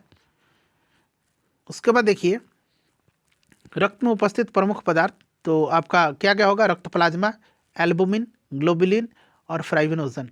ठीक है ना, ये रक्त का स्कंदन करता है, फ्राइबिनोजन। और ग्लोबुलिन जो है संक्रामक रोगों से रक्षा करता है। एल्बुमिन ऑस्टोमोटिक दाब स्थापित करता है। और रक्त प्लाज्मा हल्के पीले रंग का ये तरल पदार्थ है। चलिए उसके बाद देखिएगा कि कणिका विहीन रक्त का तरल भाग क्या कहलाता है? तो ये प्लाज्मा कहलाता है। उसके बाद देखिए यदि दोनों जनकों यानी कि जो पेरेंट्स हैं का रुधिर वर्ग ए बी हो तो उनके बच्चों का संभावित रुधिर वर्ग ए बी या ए बी होगा। स्वस्थ मनुष्य के रक्त में प्लेटलेट्स की संख्या सामान्यतः कितना होती है? तो यहाँ पर देख सकते हैं आप, यहाँ पर कितना लिखा गया है? 1,50,000, 1.5 लाख से लेकर 4,50,000। ठीक है, एक वयस्क मनुष्य के रक्त में प्रति 100 ml में जो है हीमोग्लोबिन की मात्रा कितनी होगी? तो 14.5 ग्राम। पेप्सिन, ट्रिप्सिन, टाइलिन एंजाइम पाचन में सहायक होते हैं। चलिए उसके बाद देख लीजिएगा, ये आपका माता पिता के रक्त समूह के आधार पर बच्चों में संभावित जो रक्त समूह होगा आप देख सकते हैं इसको। ठीक है ना, इसको चाहे तो आप स्क्रीनशॉट ले लीजिए एक बार। चलिए सामान्य रूप से लाल रक्त कणिकाओं की आयु कितनी होती है? तो मैंने बताया था 120 दिन, 100 से 120 दिन दिया गया है। रक्त में ग्लूकोज की मात्रा में वृद्धि क्या कहलाता है? तो इसको हाइपरग्लाइसीमिया बोला जाता है। चलिए उच्च रक्तदाब ये हाइपरटेंशन कहलाता है। निम्न रक्तदाब ये पोटेंशन कहलाता है। हाइपोटेंशन ये हाइपरटेंशन है और ये हाइपोटेंशन। हीमोफीलिया आघात से रक्तस्राव, अरक्तता, हीमोग्लोबिन की कमी। चलिए अब आगे आपका अंतःस्रावी ग्रंथियां एवं hormones, endocrine glands and hormone. चलिए ये चैप्टर बड़ा इंपॉर्टेंट है। देखिएगा कि दुग्ध निष्कासन हार्मोन ऑक्सीटोसिन का स्राव कौन सी ग्रंथि करता है? तो ऑक्सीटोसिन हार्मोन जो है, ऑक्सीटोसिन हार्मोन, इसका स्राव पीयूष ग्रंथि से होता है, पिट्यूटरी ग्लैंड से होता है। इसको मास्टर ग्लैंड बोला जाता है। और यही हार्मोन जो है ना आपका ऑक्सीटोसिन हार्मोन, देख सकते हैं माँ और शिशु के मध्य गले लगाना, चूमना किस हार्मोन के स्रावन से प्रेरित होता है? तो ये ऑक्सीटोसिन है। चलिए उसके बाद देखिएगा कि मानव शरीर में परावटु ग्रंथि, जिसको कि पैराथायराइड ग्लैंड बोला जाता है, से स्रावित होने वाला परावटु हार्मोन जो है ये रक्त में कैल्शियम और फॉस्फेट की मात्रा जो है रेगुलेट करता है। किस हार्मोन में आयोडीन उपस्थित होता है? तो थायरॉक्सिन में। उसके बाद देखिए इंसुलिन हार्मोन किस अंग से स्रावित होता है? तो अग्नाशय से। मनुष्य के पित्त का निर्माण लीवर में होता है तथा पित्त का संचयन पित्ताशय में होता है, गॉल ब्लैडर में। ठीक है, उसके बाद देखिएगा कि थायराइड ग्रंथि को थायरॉक्सिन स्रावित करने के लिए उत्तेजित करने वाला अंतःस्रावी हार्मोन कौन सा है? तो यह आपका TSH हार्मोन है, थायराइड स्टिमुलेटिंग हार्मोन, शॉर्ट में इसको THS बोला जाता है। लड़ो और उड़ो हार्मोन के नाम से किस हार्मोन को जाना जाता है? तो एड्रेनेलिन हार्मोन को जाना जाता है। मानव शरीर का सामान्य तापमान कितना होता है? तो आप देख सकते हैं फ़ारेनहाइट में भी याद रखिएगा, 98.6 डिग्री फ़ारेनहाइट और डिग्री सेंटीग्रेड में 37 डिग्री। शरीर में अतिरिक्त ग्लूकोज ग्लाइकोजन में परिवर्तित होकर के यकृत में संरक्षित रहता है, याद रखिएगा ग्लाइकोजन में परिवर्तित रहता है। ठीक है ना। शरीर में कौन सी ग्रंथि जो है वाहिनी विहीन होती है? डक्टलेस। तो यह अंतःस्रावी ग्रंथि होती है, नलिका विहीन होती हैं। ठीक है, चलिए उसके बाद देखिएगा कि पशुओं के थनों में दूध उतारने के लिए किस हार्मोन का इंजेक्शन दिया जाता है? तो यही ऑक्सीटोसिन हार्मोन का। मनुष्य में मधुमेह रोग किस हार्मोन की कमी से होता है? तो इंसुलिन की। अग्नाशय को पाचक रस से उत्पादन के लिए उत्तेजित करने वाला हार्मोन कौन सा है? तो ये सेक्रेटिन है। कौन सा? सेक्रेटिन है। चलिए यदि अग्नाशय में कोई विकार उत्पन्न हो जाए तो इंसुलिन और ग्लूकेगॉन का निर्माण नहीं होगा। ठीक है ना, ध्यान रखिएगा इंसुलिन और ग्लूकेगॉन का। कौन सी ग्रंथि वृद्धि हार्मोन का रिसाव करती है? तो ये पीयूष ग्रंथि है। चलिए उसके बाद देखिए अगला पॉइंट यहाँ पर कि मानव शरीर की सबसे छोटी अंतःस्रावी ग्रंथि पीयूष ग्रंथि है, ध्यान रखिएगा। हार्मोन्स की अनियमितता के कारण होने वाले रोग को क्या बोला जाता है, तो इसको फंक्शनल डिजीज, कार्यात्मक रोग बोला जाता है। और देखिए मानव शरीर के जो हार्मोन हैं और उनकी क्या भूमिका है, देखिए ऑक्सीटोसिन यहाँ पर हार्मोन दिया गया, कौन सा, सोमेटोस्टेटिन, तो ये वृद्धि हार्मोन का स्राव को रोकता है। ठीक है, ऑक्सीटोसिन और पिटोसिन, तो ये प्रसव के समय गर्भाशय के फैलाव एवं संकुचन को प्रेरित करता है और स्तन ग्रंथियों से दूध का स्रावन प्रेरित करता है। मेलाटोनिन यह सोने जागने के चक्र को जो है नियंत्रित करता है। एड्रेनलिन हृदय स्पंदन, रुधिर दाब और श्वसन का नियमन करता है, शरीर को युद्ध या पलायन के लिए तैयार करता है। चलिए उसके बाद देखिएगा एस्ट्रोजन, ये एक तरह का जो है महिला हार्मोन है और स्त्रियों में सहायक प्रजनन अंगों में वृद्धि और विकास करता है। चलिए इसके बाद प्रोजेस्टेरोन, ये भी जो है आपका मादा हार्मोन है, गर्भाशय को भ्रूण के अधिरोपण के लिए तैयार करता है, गर्भाशय बनाए रखने में सहायक होता है। टेस्टोस्टेरोन ये नर हार्मोन है, पुरुष में सहायक प्रजनन अंगों की वृद्धि का विकास करता है। ये रेनिन जो है यहाँ पर देख सकते हैं, ये एल्डोस्टेरोन के स्रावन को प्रेरित करता है। चलिए प्लाज्मा प्रोटीन, यहाँ पर देखिएगा एंजियोटेंसिनोजन को एंजियोटेंसिन से जोड़ता है। ठीक है ना। चलिए उसके बाद देखिएगा यहाँ पर ये पढ़ लीजिए, एड्रेनल हार्मोन के स्रावित होने से हृदय गति बढ़ जाती है और उत्तेजना का अनुभव होता है। चलिए मैंने बताया था कि किस ग्रंथि को मास्टर ग्रंथि कहा जाता है, तो पीयूष ग्रंथि को। उसके बाद देखिएगा कि वैसोप्रोसिन हार्मोन की कमी से कौन सा रोग होता है, याद रखिएगा ये, तो ये आपका होता है डाईयूरेसिस। स्तनधारियों में दुग्ध स्राव को कौन सा हार्मोन उत्तेजित करता है, तो ऑक्सीटोसिन और प्रोलैक्टिन, ये दोनों आप ध्यान रखिएगा फ्रेंड्स। ठीक है ना। चलिए कभी कभी ऑप्शन में एक ही दे देगा। देखिएगा कि पैरोटिड ग्रंथि कहाँ पाई जाती है, तो कान के नीचे। मानव शरीर में सबसे बड़ी अंतःस्रावी कौन सी है ग्रंथि, तो थायराइड ग्रंथि। थाइमस ग्रंथि द्वारा उत्पन्न होने वाला हार्मोन थाइमोसिन है। गर्भ निरोधक दवाई के रूप में किस हार्मोन की गोली दी जाती है, तो एस्ट्रोजन का। पीयूष ग्रंथि किस अंग में पाई जाती है, तो मस्तिष्क में। कौन सी ग्रंथि अंतः और बाह्य स्रावी दोनों की तरह व्यवहार करता है, तो अग्नाशय। कौन सा वर्णक मानव की त्वचा को रंग प्रदान करता है, तो मेलानिन। कौन सी जो है ग्रंथि मानव शरीर के तापमान को नियंत्रित करने में सहायता करता है, तो यह हाइपोथैलेमस थायराइड। चलिए उसके बाद यहाँ पर देखिएगा अग्नाशय जो है, इससे कौन सा हार्मोन निकलेगा, ग्लूकेगॉन। पीयूष से थायराइड उद्दीपक हार्मोन, अधिवृक्क से कार्सिटोल और वृक्क से विटामिन डी। चलिए उसके बाद यहाँ पर देख लीजिएगा कि मनुष्य के नवजात शिशु को स्तन ग्रंथि से निकलने वाले स्राव को पिलाया जाता है, जिसे कोलेस्ट्रम बोलते हैं। कोलेस्ट्रम शिशु के लिए किस प्रकार लाभदायक है, तो यह शिशु को रोग प्रतिरोधक शक्ति प्रदान करता है। इंसुलिन में कौन सी धातु पाई जाती है, तो जिंक। मानव शरीर में कौन सा हार्मोन रक्त के फॉस्फेट और कैल्शियम को नियंत्रित करता है, तो पराबटू।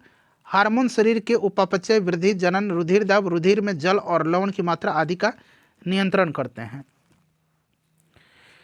उसके बाद देखिएगा कि आयोडीन युक्त नमक क्यों उपयोगी होते हैं, क्योंकि यह थायराइड ग्रंथि का नियंत्रण करता है। यकृत और मांसपेशियों में ऊर्जा किस रूप में जमा होती है, तो ग्लाइकोजन के रूप में। उसके बाद यहाँ पर देखिए ये क्या दिया गया है, तो देखिए प्रमुख ग्रंथियाँ दिया गया है। ठीक है, इसका स्क्रीनशॉट आप ले लीजिए, इसका स्क्रीनशॉट पहले आप ले लीजिए। चलिए ठीक है। चलिए उसके बाद देखिएगा कि यहाँ पर हार्डेरियन ग्रंथियाँ, तो ये नेत्रों में स्राव द्वारा चिकनाई प्रदान करती है।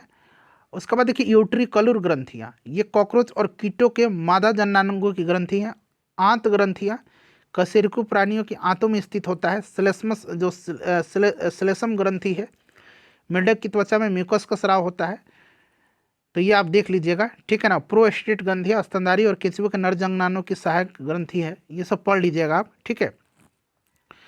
उसके बाद देखिए ये वाला पॉइंट पढ़ लीजिएगा कि हाशिमोटो रोग शरीर स्वतः, इसमें जो होता है हाशिमोटो रोग में शरीर स्वतः थायराइड ग्रंथि को नष्ट कर देता है, इसलिए इसे थायराइड का आत्महत्या कहते हैं, हाशिमोटो रोग को। चलिए रोग और उपचार, ये आ गया चैप्टर। देखिए पानी के भय से जो बीमारी होती है उसको हम लोग बोला जाता है हाइड्रोफोबिया। ठीक है, पानी के भय यानी कि हाइड्रोफोबिया नामक बीमारी किसके द्वारा उत्पन्न होती है, तो वायरस के द्वारा। चलिए उसके बाद देखिएगा कि मस्तिष्क एवं मेरुरज्जु पर चढ़ी झिल्ली में सूजन का आना किस रोग का लक्षण है, मेनिंजाइटिस का। शिशुओं में अतिसार डायरिया का कारण क्या है, तो रोटा वायरस। उसके बाद देखिएगा कि वातुत्माद हिस्टीरिया एक बीमारी है जो सामान्यतः युवा महिलाओं को प्रभावित करती है। अंध बिंदु या पीत बिंदु आँख के किस भाग में पाए जाते हैं, तो दृष्टिपटल रेटिना पर। उसके बाद देखिए आँख में प्रकाश तरंगे किस स्थान पर स्नायु उद्योगों में परिवर्तित होती है, तो दृष्टिपटल। उसके बाद देखिए सिलिकोसिस रोग किस अंग से संबंधित है, तो फेफड़ा से। उसके बाद देखिए ट्रिपल एंटीजन वैक्सीन नवजात शिशुओं को कुकुर खांसी, टेटनस और डिप्थीरिया रोगों से प्रतिरक्षा करने के लिए लगाई जाती है।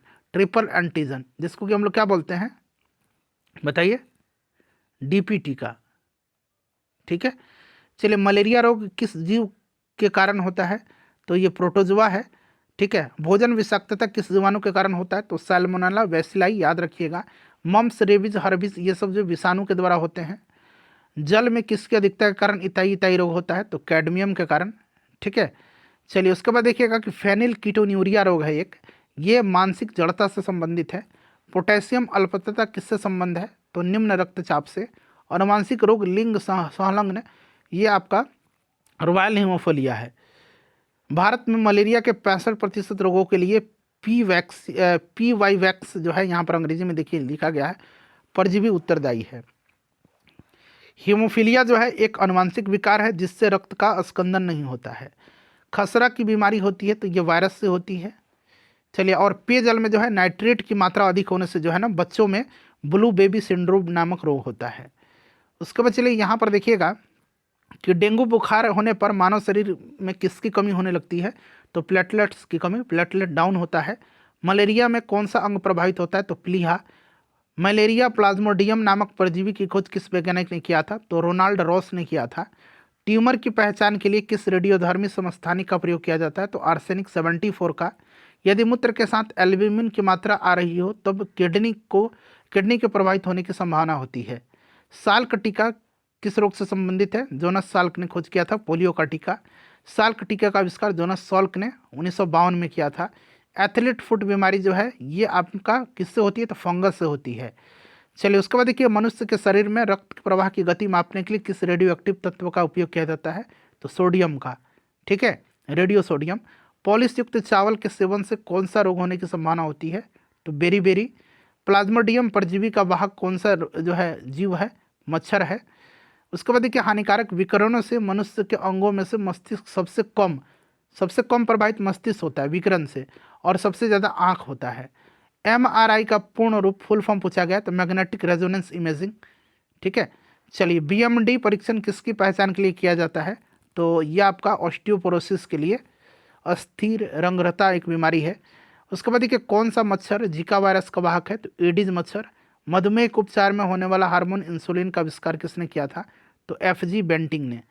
ठीक है, चलिए उसके बाद देखिएगा कि पर्यावरणीय प्रदूषण इन्वायरमेंटल पॉल्यूशन द्वारा होने वाले रोग एम्फाइसीमा से जो फेफड़ा है वो प्रभावित होता है।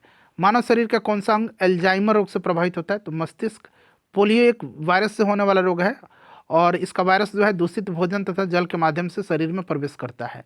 मस्तिष्क की बीमारी को किससे पहचाना जाता है, तो ये EEG मैंने बताया था, इलेक्ट्रोएंसेफेलोग्राफ। ठीक है ना, और ECG हृदय से संबंधित है। सामान्य जुकाम जो होता है ये किस वायरस के द्वारा होता है, तो राइनो वायरस, याद रखिएगा। ठीक है, अंग्रेजी में दिया गया है। उसके बाद देखिए एनोस्मिया नामक रोग किससे संबंधित है, तो सूंघने की शक्ति यानी कि घ्राण संवेदना की कमी। ठीक है, उसके बाद देखिए सल्फा दवाइयाँ किन बीमारियों को उपचार में उपयोग होती है, तो जीवाणुजनित बीमारियों में। DPT वैक्सीन का प्रयोग किन बीमारियों को बचाव में किया जाता है, डिप्टीरिया, काली खांसी और टेटेनस। चलिए हृदय की धड़कन किस तत्व द्वारा नियंत्रित होती है, तो पोटेशियम। ये प्रश्न कई बार मिल गया आपको। चलिए यहाँ पर देख सकते हैं कि जीवाणुजनित रोग है। हैजा जो है ये आपका विब्रियो कोलेरी नामक जीवाणु से होता है। डिप्थीरिया ये भी जीवाणु से होता है, यहाँ पर जीवाणु का नाम भी दिया गया है। क्षय रोग जिसको कि TB बोला जाता है ये भी जीवाणु से होता है। लेप्रोसी ये भी जीवाणु से होता है। टेटनस, टाइफाइड ये सब जीवाणु वाले रोग हैं। टाइफाइड जो होता है साल्मोनेला टाइफी से होता है, याद रखिएगा। प्लेग ये भी जीवाणु से होता है। काली खांसी, निमोनिया। उसके बाद देखिए गोनोरिया, सिल्फिस, सुजाक ये सब जो है जीवाणु से होते हैं। चलिए, और रोगों की प्रकृति लक्षणों का जो अध्ययन है ये रोग विज्ञान जो है पैथोलॉजी कहलाता है। उसके बाद देखिए यहाँ पर कि क्या लिखा गया है, एमिनोसैसिलिक एसिड। ठीक है ना, एमिनोसैसिलिक एसिड प्रति सूक्ष्मजीवी औषधियों के रूप में ट्यूबरकुलोसिस, इसको अक्षमा भी बोला जाता है, या लेप्रोसी, दोनों की चिकित्सा के लिए उपयोग है। कौन सा उपयुक्त है, एमिनोसैसिलिक एसिड। अच्छा, संक्रमित चूहे के काटने से कौन सा रोग होगा? प्लेग हो जाएगा। अबिंदुकता नामक रोग जो है ये किससे संबंधित है, किसको प्रभावित करता है? तो आँख को। निद्रा रोग जिसको कि स्लीपिंग सिकनेस बोला जाता है नामक बीमारी, ये ट्रिपनोसोमा नामक प्रोटोजोआ से होता है। फाइलेरिया नामक रोग किसके कारण होता है? तो गोल कृमि के कारण होता है। HIV से होने वाला रोग एड्स है, वायरस है HIV। चलिए, डाउन सिंड्रोम जो होता है ये अनुवांशिक विकार किसके कारण होता है? तो ये गुणसूत्रों की संख्या में परिवर्तन के कारण। एड्स रोग HIV नामक वायरस से होता है जिसमें RNA और प्रोटीन पाया जाता है, ध्यान रखिएगा इसको, ठीक है ना। एड्स का जो है पूछा गया है कि फुल फॉर्म क्या होगा? तो acquired immuno deficiency syndrome. AIDS virus जो है यहाँ पर देख सकते हैं, इसकी खोज रॉबर्ट गैलो ने किया था। एड्स के उपचार के लिए सबसे उपयुक्त दवाई कौन सी है? तो यहाँ पर देखिएगा जीडोवुडिन। जापानी इंसेफेलाइटिस बीमारी विषाणु के कारण फैलता है और इसको उन्मूलन के लिए सूअरों को मानव रिहायशी क्षेत्र से दूर रखना आवश्यक है। चलिए, उसके बाद देखिएगा कि एलिसा परीक्षण किस रोग से संबंधित है, ये पूछा जाता है। तो एड्स के लिए थैलेसीमिया की रोगी जो है उसमें शरीर में किसके संश्लेषण की क्षमता नहीं रहता है? तो हीमोग्लोबिन। स्त्रियों की तुलना में पुरुष जो है कलर ब्लाइंडनेस से अधिक प्रभावित होते हैं क्योंकि उनमें एक्स क्रोमोसोम होता है। देखिए, एड्स, छोटी माता, ठीक है, और गलसुआ तीनों संक्रामक बीमारी हैं। देखिएगा कि अल्फा टॉक्सिन खाद्य विषाक्तन द्वारा कौन सा अंग प्रभावित होता है? तो यकृत होता है, ये इंपॉर्टेंट है। चलिए, उसके बाद देखिएगा कि ब्राइट्स रोग से शरीर का कौन सा अंग प्रभावित होता है? ब्राइट्स रोग से तो ये आपका गुर्दा होता है। उसके बाद देखिए, इंटरफेरॉन का उपयोग किसके नियंत्रण के लिए किया जाता है? तो कैंसर के। उसके बाद सिलिकोसिस क्या है? तो फेफड़ों से संबंधित रोग है। मक्का में सफ़ेद कली किस तत्व की कमी से होता है? तो जिंक की कमी से। अच्छा, सफ़ेद कीट किस फसल से संबंधित रोग है? तो ये सरसों का। उसके बाद देखिए, पायरिला किस फसल में लगने वाला कीट है? तो गन्ना में। भिंडी में पीत वर्ण सिरा रोग किसके कारण होता है? सफ़ेद मक्खी से। खसरा जो होता है ये एंटीबायोटिक्स द्वारा ठीक नहीं किया जा सकता, ध्यान रखिएगा। चलिए, उसके बाद देखिएगा कि गामा ग्लोबुलिन इंजेक्शन का प्रयोग किस रोग के उपचार में किया जाता है? तो हेपेटाइटिस में। रानीखेत रोग जो है ये आपका किससे संबंधित है? मुर्गियों से। गेहूं में होने वाले दो प्रमुख कवक रोग हैं, काला कीट और स्मट। धान का टुम्बरो विषाणु किसके द्वारा प्रसारित होता है? तो हरी पत्ती के फुदके जो है उसके द्वारा। अच्छा, बर्ड फ्लू का जो है याद रखिएगा, ये वायरस H5N1 इन्फ्लुएंजा विषाणु के कारण होता है। BCG इसका नाम पूरा है बैसिलस कालमेट ग्यूरिन। इस टीका को नवजात शिशु में कब लगाया जाता है? जन्म के तुरंत बाद। उसके बाद देखिएगा कि यकृत शोथ हेपेटाइटिस कैसा रोग है? तो विषाणु से होने वाला। रोगों के संचरण के लिए उत्तरदायी कीटों को क्या कहते हैं? इसको वेक्ट बोला जाता है।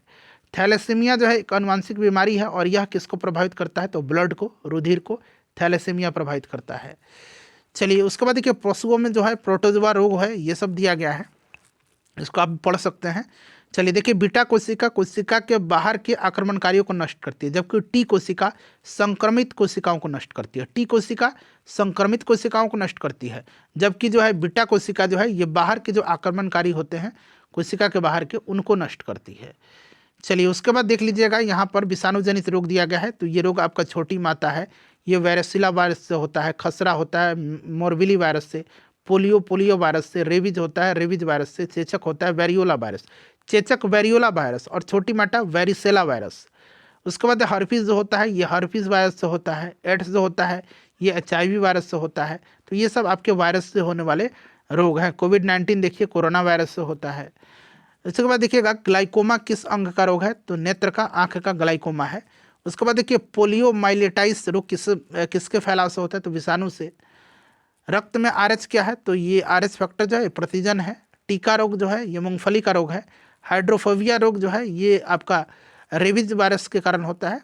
खसरा किस संक्रमण के कारण होता है? तो विषाणु का। जंतुओं में होने वाले फुट एंड माउथ रोग ये आपका विषाणु से होता है। अच्छा, वृक्षों की छालों पर उगने वाले कवक क्या कहलाते हैं? तो इनको कार्टिकुलस बोला जाता है। खैरा रोग किसके कारण होता है? तो जिंक की कमी से होता है। ठीक है। चाय में लाल रस्ट रोग तो ये हरे शैवाल के कारण। नींबू का कैंकर रोग जो होता है ये जीवाणु के कारण। पचे हुए भोजन में मौजूद विषैले पदार्थ का कौन सा अंग चूषण करता है? तो लीवर करता है। काला जार का संचार किससे होता है? सिकता मच्छी से। काली खांसी से बचाव के लिए कोशिकाओं में कौन सा टीका लगाया जाता है? तो DP टीका।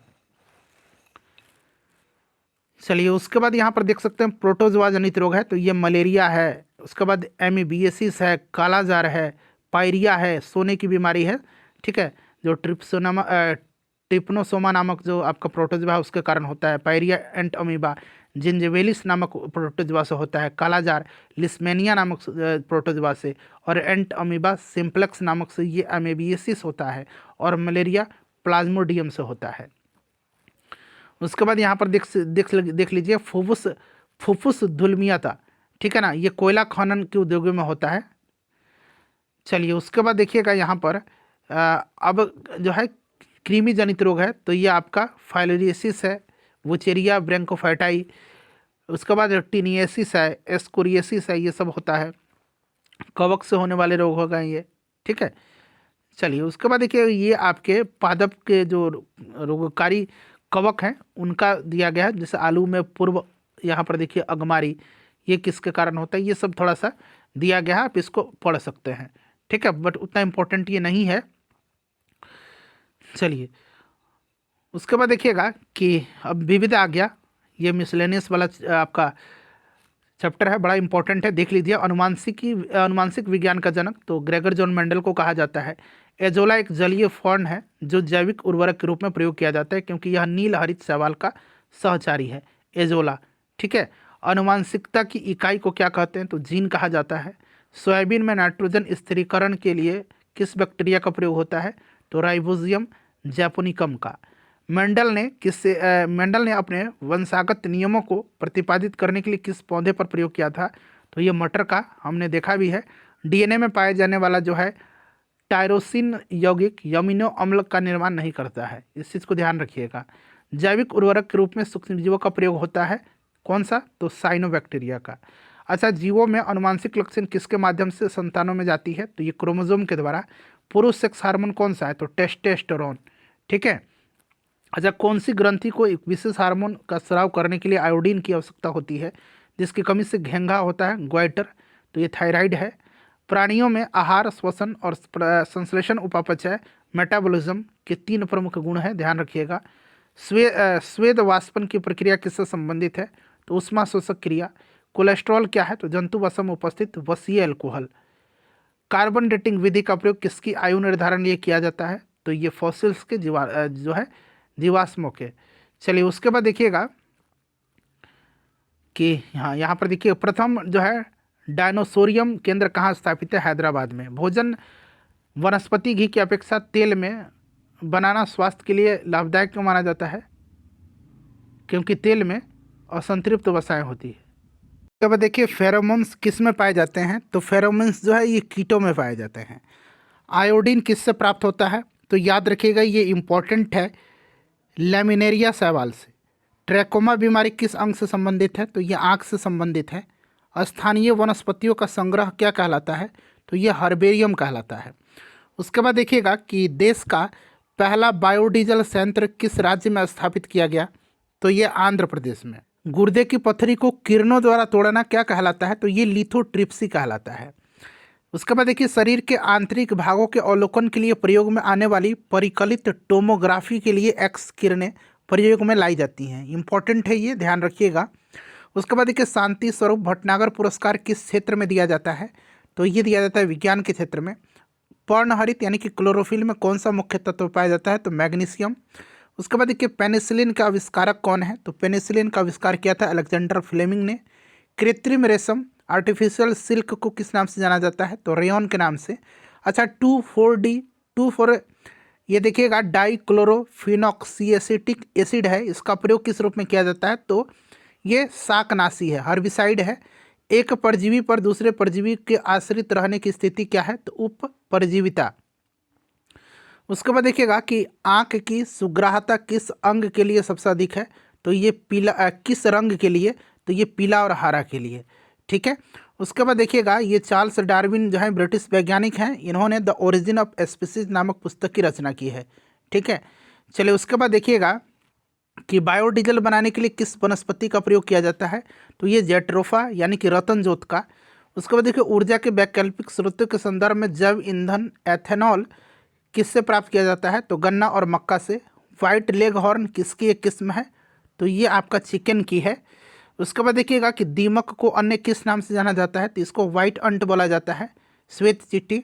भारत में high security animal disease laboratory कहाँ पर है, तो भोपाल में स्थित है। उसके बाद देखिएगा कि नेको, यहाँ पर देखिए NACO National AIDS Control Organisation नामक संस्था किससे संबंधित है, तो ये एड्स से आप सिर्फ नेको याद रखिएगा। उसके बाद देखिएगा कि CDRI, यहाँ पर देखिएगा central drug research institute, CDRI कहाँ पर है, तो ये लखनऊ में स्थित है। भारतीय सर्वेक्षण विभाग किस मंत्रालय का अधीन है, तो ये विज्ञान एवं प्रौद्योगिकी मंत्रालय के। ऑक्सीजनोमीटर का प्रयोग किसके लिए किया जाता है, तो पादपों की वृद्धि नापने के लिए। भारत का प्रथम दंत चिकित्सा महाविद्यालय कहाँ स्थापित किया गया है, तो कोलकाता में। उसके बाद देखिएगा फेटल ग्रोथ, भ्रूणीय वृद्धि को मापने के लिए अल्ट्रासोनिक्स तकनीक का प्रयोग किया जाता है, ठीक है, ध्यान रखिएगा। उसके बाद देखिएगा कि हेरोइन नोस्कापिन किस पादप से निर्मित है, तो अफीम पोस्ता से। बारूदी सुरंग का पता लगाने के लिए जो कौन सा जंतु जो उपयोगी होता है, तो मधुमक्खी। मधुमक्खी कॉलोनी के सदस्य अपने सदस्य को पहचानते हैं, तो ये डांस से, नर्तन से। टमाटर के बीज रहित फल का उत्पादन किस प्रकार संभव है, तो पुष्पों के हार्मोन के छिड़काव से, पुष्पों पर हार्मोन के छिड़काव से। पॉली हाउस का प्रयोग पौधों को उगाने के लिए किया जाता है। जिम्नोस्पर्म के अंतर्गत ऐसे पौधों को रखा जाता है जिसके बीज आवरण रहित होते हैं, यानी कि नंगे बीज होते हैं, वो जिम्नोस्पर्म कहलाता है। उसके बाद देखिएगा यहाँ पर कि मधुमक्खियों की भाषा की पहचान करने के लिए नोबेल पुरस्कार से सम्मानित किसको किया गया था, तो कार्ल वान फ्रिस्क को 1973 में। अंगोरा ऊन किससे प्राप्त होता है, तो खरगोश से। गुरुत्व बल के विपरीत पौधे के तनों में पानी की सक्रियता का क्या कारण है, तो वाष्प उत्सर्जन। उसके बाद देखिएगा कि उच्च वर्गीय पौधों में कौन सा जीवित उत्तक जैव पोषक वाहक का कार्य करता है, तो ये फ्लोएम। पेसमेकर किस नाम से जाना जाता है, तो SA नोड्स के नाम से। उसके बाद देखिए शीतल पेय में किस पदार्थ की पर्याप्त मात्रा होती है, तो कैफीन की। उसके बाद देखिए डॉक्टरों द्वारा मरीजों के आंतरिक भागों के परीक्षण करने के लिए एंडोस्कोप का प्रयोग किया जाता है और प्रकाश के पूर्ण आंतरिक परावर्तन के सिद्धांत पर यह कार्य करता है। हरगोविंद खुराना को जो है किस उपलब्धि के लिए नोबेल पुरस्कार दिया गया था, तो जेनेटिक कोड की व्याख्या तथा प्रोटीन संश्लेषण में उनकी भूमिका समझाने के लिए। प्रयोगशाला में सर्वप्रथम DNA का संश्लेषण किसने किया था, तो हरगोविंद खुराना ने। स्वान यानी कि डॉग्स उपजातियों में कौन सी उपजाति भौंकने में असमर्थ है, तो ये डिंगो। घोंसला बनाने वाला एकमात्र सर्प कौन सा है, तो किंग कोबरा। उसके बाद देखिए बीज के प्रकीर्णन की सेंसर विधि किस पादप में पाई जाती है, तो पोस्ते में। ऊंट अपने कुबड़ का उपयोग किस लिए करता है, तो वसा का संग्रह करने के लिए। उसके बाद जार्विक 7 कृत्रिम हृदय का आविष्कार किसने किया था, तो रॉबर्ट जार्विक ने किया था। संयुक्त राज्य अमेरिका की सेना द्वारा वियतनाम युद्ध में प्रयुक्त खरपतवार नाशक रसायन एजेंट ऑरेंज के नाम से जाना जाता था, इस चीज़ को ध्यान रखिएगा। अच्छा, वृक्ष की आयु कैसे निर्धारित की जाती है, तो उसके तने में निर्मित वलयों की संख्या के आधार पर। चलिए उसके बाद देख लीजिएगा कि कार्बनिक पदार्थों में कौन सा एक प्रकृति में सर्वाधिक प्रचुरता में पाया जाता है, तो सेलुलोज। निषेचन के बिना अंडे का विकास क्या कहलाता है, अनिषेच जनन। धान के पौधे उगाने की डायपैग विधि, यहाँ पर देखिए डायपैग मेथड किस देश में विकसित हुई है, तो फिलीपींस में। नेत्रदान में आंख के किस हिस्से को प्रतिरोपित किया जाता है, ट्रांसप्लांट किया जाता है, तो कॉर्निया को। दक्षिण अफ्रीका के डॉक्टर हैं क्रिश्चियन बर्नार्ड द्वारा हृदय का प्रथम प्रतिस्थापन यानी कि फर्स्ट रिप्लेसमेंट ऑफ हार्ट किया गया था। भारत में विकसित धान की प्रथम बौनी किस्म कौन सी है, जया। हृदय में कितने कक्ष होते हैं, तो 4 चैम्बर होता है। अच्छा, वह कौन सा जीव है जो पित्ताशय जिसमें नहीं होता है, तो वो चूहा है। मुख्य मच्छर विकर्षक पदार्थ जो है किस पदार्थ से प्राप्त होता है, तो नीम। उसके बाद देखिए यहाँ पर चिकित्सा संबंधी जो है आविष्कारक दिया गया है, जैसे कि vitamin Funk, vitamin A McCollum, vitamin B McMullen, vitamin C होलकर्ट, vitamin D Hopkins, sulpha drugs. उसके बाद देखिए गेरहार्ड डोमैक, ठीक है ना। उसके बाद देखिए एस्ट्रोपोटामाइसिन, ये सब दिया गया है। हृदय प्रत्यारोपण अभी मैंने बताया था क्रिश्चियन बर्नार्ड। होम्योपैथी हनीमैन इसके जनक हैं। मलेरिया परजीवी रोनाल्ड रॉस। पेचिस और प्लेग की चिकित्सा किटाजाटो, ठीक है। लिंग हार्मोन स्टेनाच। उसके बाद open heart surgery Walton lily hello, ठीक है। उसके बाद गर्भ निरोधक गुलिया पिनकस, ये ध्यान रखिएगा, ठीक है। उसके बाद चलिए यहाँ पर देख लीजिएगा आगे कि भारतीय सर्वेक्षण विभाग का मुख्यालय कहाँ पर है, तो उत्तराखंड देहरादून में। रक्तदाब जो होता है इसके नियंत्रण किस ग्रंथि के द्वारा होता है, तो अधिवृक्क ग्रंथि। जैव प्रौद्योगिकी के द्वारा कैंसर के उपचार के लिए कौन सी औषधि तैयार की गई है, तो इंटरफेरॉन है ये। प्रतिजन वह पदार्थ है जो तो एंटीबॉडी के निर्माण को उत्प्रेरित करता है। पशु का तापक्रम किस यंत्र से मापा जाता है? तो वेटनरी थर्मामीटर से। लोही किस जंतु अथवा पादप की नस्ल है? तो भेड़ की। उसके बाद देखिए केसर पौधे के जो है वर्तिकाग्र से स्टिग्मा से प्राप्त होता है, ध्यान रखिएगा। विटी वैगन क्या है? तो एक अनुवांशिक रूप से परिवर्तित वैगन है। गाय की उच्च दूध उत्पादक प्रजाति जो है ये होस्टाइन गाय है, होल्स्टाइन गाय, होल्स्टाइन, ठीक है ना, ध्यान रखिएगा। और कुछ यहाँ पर आविष्कारक हैं इस साइड में पेज के। प्रथम प्रखनली शिशु जो है यहाँ पर देख सकते हैं, यहाँ पर एडवर्ड्स और स्टेपटो ने। Electrocardiograph William Einthoven, antigen Landsteiner. RNA Friedrich Miescher देख सकते हैं। डीएनए जेम्स वाटसन और Crick. Insulin Frederick Grant Banting. Chloroform Harrison और सिम्पसन। चेचक का टीका एडवर्ड जेनर। ये सब देख लीजिएगा, ठीक है ना। पोलियो वैक्सीन का जोनास साल्क ने, बीसीजी का कार्लमेट कैमिली ग्योरिन ने, बैक्टीरिया लीवेनहॉक ने, रक्त समूह की खोज कार्ल लैंडस्टीनर ने किया था। पूरा बायोलॉजी फ्रेंड्स आपका कवर हो गया। धान की फसल में नीलहरित शैवाल का प्रयोग जैव उर्वरक के रूप में नाइट्रोजन की आपूर्ति के लिए किया जाता है। सेशन को लाइक कर दीजिए और इसको शेयर कर दीजिए।